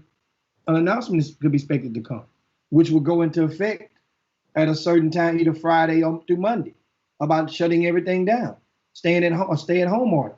Now they're recommending and asking everybody, but it's not a stay-at-home order. So that means if you are registered for the session 2, you might want to try to get and move over to session 1, because you won't be having an opportunity to be evaluated if there's no session 2. But what if all the kids try to come over there to session 1? There's no room. When we came on the air today, there was only about 5 slots left. Okay. For session 1. Session 2 is oversold. Oh. The one Right that now, might be canceled. Yes. Wow. Oversold, Hal. And so, and remember, I've not ran not one commercial for that camp on the Chop Shop. Not one. Not doing no advertising because parents couldn't come. I didn't feel good trying to tease you guys about the camp. And I feel bad about talking about it now because I didn't realize that parents weren't coming. I didn't know the logistics of it. So yeah. But it's all right. They know they can watch it on a baby. Hold up. What age group is this? What you 10th, 11th, and 12th grade. Oh, this is 10th, 11th, and 12th grades. Okay. All right. 10th, 11th, and 12th grade. Okay. And so it'll be kind of cool from I get a chance to watch it on TV. Yeah. I mean it's the games doesn't start until tomorrow. I think the game started, I want to say 1:15. Okay. All right. Well, we good. So, and of course, just got a text and saying, no, like I said, I'm hearing that a shutdown could come because it has to come from the governor. The governor has to implement that one. You remember how the ping pong game, they go back and forth. Y'all can do what you want to do. The governor, because guess what? If it was up to Sylvester Turner, it'd be shut down last week. You guys know that. And so why didn't y'all shut it down on his order? Y'all had to wait on the governor to shut y'all down. Well, you got to realize. I mean, it's a. I had to go there. I wouldn't be Robert Hatter if I didn't say that. I had to. When the white man tell you to shut down, you shut down. The brother tell you to shut down. Now, we're gonna sneak around that. But yeah, it's all good. And yes, Kerry, if a grassroots coach take players from his team to register to vote and take a picture, you doggone right that a grassroots team program would be highlighted on the Chop Shop. Of course. You damn right. If any grassroots coach out there, some of his players to go register to vote, you doggone right. You take a picture, we talking about it and gonna highlight it. And hell, if think about the difference. Favor is the key. Not in the spiritual sense, but the favor, like doing your solid. If you're doing something that's recognizable out of goodwill and good faith in order to transform a boy into a young man or a young man into man, then or young woman into woman. This platform is for you. That means if that kid was ranked number 11, he's gonna be ranked at least number 10. Ain't gotta never bounce a ball. If that other kid was ranked number 101, he's gonna be in the top 100 now. That's the favor that comes with you doing the right thing. That grassroots coach now, when I see you playing in my events, now you ain't going in court number 30. Hey man, that good dude right there, man. I'm gonna make sure I give him a game on the main court. This is how that stuff works. What costs $200? You ain't hit me out. Jimmy, what costs $200? What's that? The camp. No, the camp is $190. Oh, that's $200. No, it's 2 days. 2 days. Huh. Not a single day camp. No, but that's $200. Okay, I did not, because somebody asked, I guess. Yeah, it's $190. Yeah, $200. I might let you keep the 10. Oh, no. $190. There are single day camps that's going on right now that's being put together in days that's $125. We're feeding. We have a company that's bringing in the box lunches because we can't do buffets because of the COVID, the pandemic. Yeah. We're feeding. And you're getting evaluated. That's why I tell people, when you go to these camps, who's evaluating? because everybody's going for exposure. So how much damn tutelage are you actually going to get in a 48-hour span? But who's evaluating and who's doing the teaching? That matters. That does matter. You know, I'd be so oblivious to this stuff. I didn't even think about the cost. I just didn't. I don't even know how much it cost for y'all to go in a tournament, for people to go in the tournaments last week. I just don't know. So I thank y'all for this information, because 190 is a solid, is on the, put like this, Al, on the range for a 2-day camp. Mm-hmm. A 2-day camp, 190, based on everything that's in there. Like, I'm watching the games, Doug Jones watching the game, Alan Branch watching the game. That covers your whole aspect of Texas. Mm-hmm. Tim Littlefield from San Antonio he's watching the game. Okay. That covers. Stacey Houston is coming down. Well, remember, Stacey's not an evaluator of such. He's just an influencer. Yeah, but very good. But the evaluators are there, and plus every game is streamed live. Plus you're getting analytics. That's the key. Okay. You're getting analytics with the camp. See, y'all got to realize I ain't did this in a long time, so I'm glad. And maybe it's some more. I haven't did this. And how do you remember last year? I was really impressed when I happened to walk into one of the speaking sessions, and I saw the young man. I forgot what company he owned. He was teaching these guys, and they were mesmerized. Could we take guy stuff with the book? Yes. Yes. The chivalry conversation, and was teaching them guys how to tie a tie. We take stuff for granted, but those young boys were so into it. No, let me do it. Let me do it. Let me do it. The next one was like, no, let me do it. Let me do it. That's a precious moment, because he installed something in them that can benefit them for the rest of their life. They will never forget him. I remember him. They will never forget him. That's the type of stuff they get at this camp. I remember. Now the event is coming back into my head now, because you were interviewing people from the show. I was on the show, but you were interviewing. I think you were interviewing Gerald Doaks. Gerald Doaks, and I came way over there to see him play, and he laid an egg. He laid an egg. He laid an egg, Jimmy. From what y'all tell me, he gonna do this. He didn't do this. He didn't do this.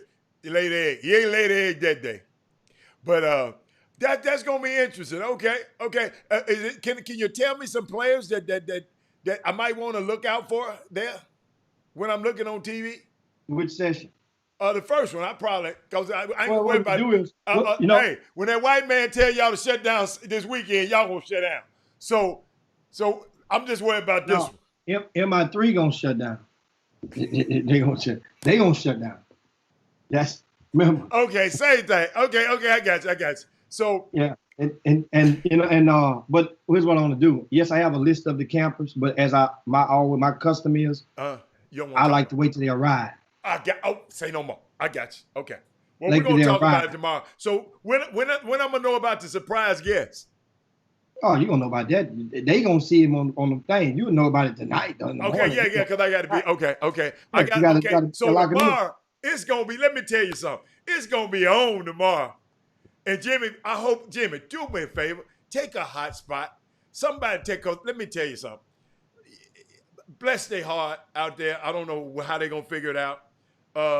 Take a hot spot out there so you can be some people can give me some updates. I want to hear an update out there, because I know your phones don't work that well out there, because mine never works. So take a hot spot if you got one. If anybody coming out there, bring your hot spot. Jeffrey Day might have a hot spot. Alan Branch travels with a hot spot, Jimmy. So make sure. He gonna need it tomorrow. Yeah. he gonna need it tomorrow. Yeah. So that's it. That's pretty much it, guys. That's good. It is that time of day. It's time to slide on down Dino's back and yabba dabba do this thing for this Tuesday. And yes, no PGWs in that building, Melvin Dudes. Absolutely. Wait, what about the CGW? I'm not worried about the parents no more. These coaches, I'm not worried about the parents no more. These coaches that outdid the parents. Over this weekend. I keep Guess hearing what? stuff. Huh? One of the coaches that you're talking about, you talked about yesterday, and you're talking about yesterday instead of you bundling them up. It's a bundle. Seem like I want to inform you guys. That coach is also a certified high school coach at a reputable basketball program in Houston. And as it stands, his job is in jeopardy as a result of this action this weekend. So there's choices and there's consequences. And this was not the guy who threw the first punch. So I'll share that with you guys on tomorrow. But Chop Shop. And Jimmy, hold up. Your people asking about Harden. What up with Harden? Well, we don't know. You'll see. What you mean you don't know? You said you had some news that you'll tell us later on. No, Robert Riser, I don't know. Harden, all right. He gonna be on the plane with Russell Westbrook. No, he don't play Russell Westbrook. That's what they said. They told me. Oh, Jimmy, I forgot to tell you. See, man, y'all be messing me up. I had a story about how I'll tell them tomorrow how Russell Westbrook. Y'all can go look it up. How they thinking about how he got it, how he contracted the virus. Come on, man. No. It's a story. No, it's a story out in Vegas at the Wynn Hotel at the pool, sitting out at the cabana. Yes, yeah, but sir. Okay, so why wasn't the story with him when he was marching in the aftermath of the George Floyd rallies and he was in 4 or 5 different places? So that story, that's what I'm saying. They need to stop, man. They need to stop. Just let that rest and we just go over there with Russ, man. They need to stop on that. Hold on. At the five, they had Turkey Head Hut. Who had Turkey Head Hut? Hold up. Andy Fobbs said, that's nothing, Hicks. Parents got to pay $50 to access their websites for updates and stats similar to RCS app. It's the tournament app. Oh, he talking about baseball. Oh, he talking about baseball? Talking about baseball. You know, far umpires youth baseball games. Oh. Around the area. Okay. And they have never shut down in baseball. Yeah, and man, y'all leave Harden alone. Harden all right. Y'all leave my nephew alone. Say, guys. Yeah. Guys, all y'all got some common sense. If everybody in Orlando and Harden ain't in Orlando, Russell Westbrook ain't in Orlando, guess what he told y'all why he ain't in Orlando? So why you think Harden ain't in Orlando? He don't feel like going without Russ. Strip clubs closed. I'll leave it at that. Hey, Jimmy, guess what happened today? I can tell you, we're gonna set the show up. Jimmy, I messed around. The reason you was hearing something bad today, my mic, my external mic wasn't picking up. And I didn't look at my vitals up here. And then if Sadea Williams said something that she couldn't hear, and it made me, so I was talking from my mic, from my computer. That's what messed everything. That's why your sound wasn't sounding that good. So I blame me. That's another thing I got to look at and make sure my mic is worked. So tomorrow, great show tomorrow. Jimmy from the remote. I got a special guest. I mean, we're going to yabba dabba do this thing. I got a lot of work to do tomorrow. So let me give me some but we out of here, man. I'll see y'all tomorrow. Y'all be good. All right. Jim Hicks, Rob Hatter, you are now tuned in to the Chop Shop. I'm Retro, let's get it. We in the Chop Shop, we live in the Chop Shop. We talking sports talk, we live in the Chop Shop. We in the Chop Shop, I'm talking sports talk. So turn your dials up, it's live in the Chop Shop. We in the Chop Shop, we live in the Chop Shop. We talking sports talk, we live in the Chop Shop.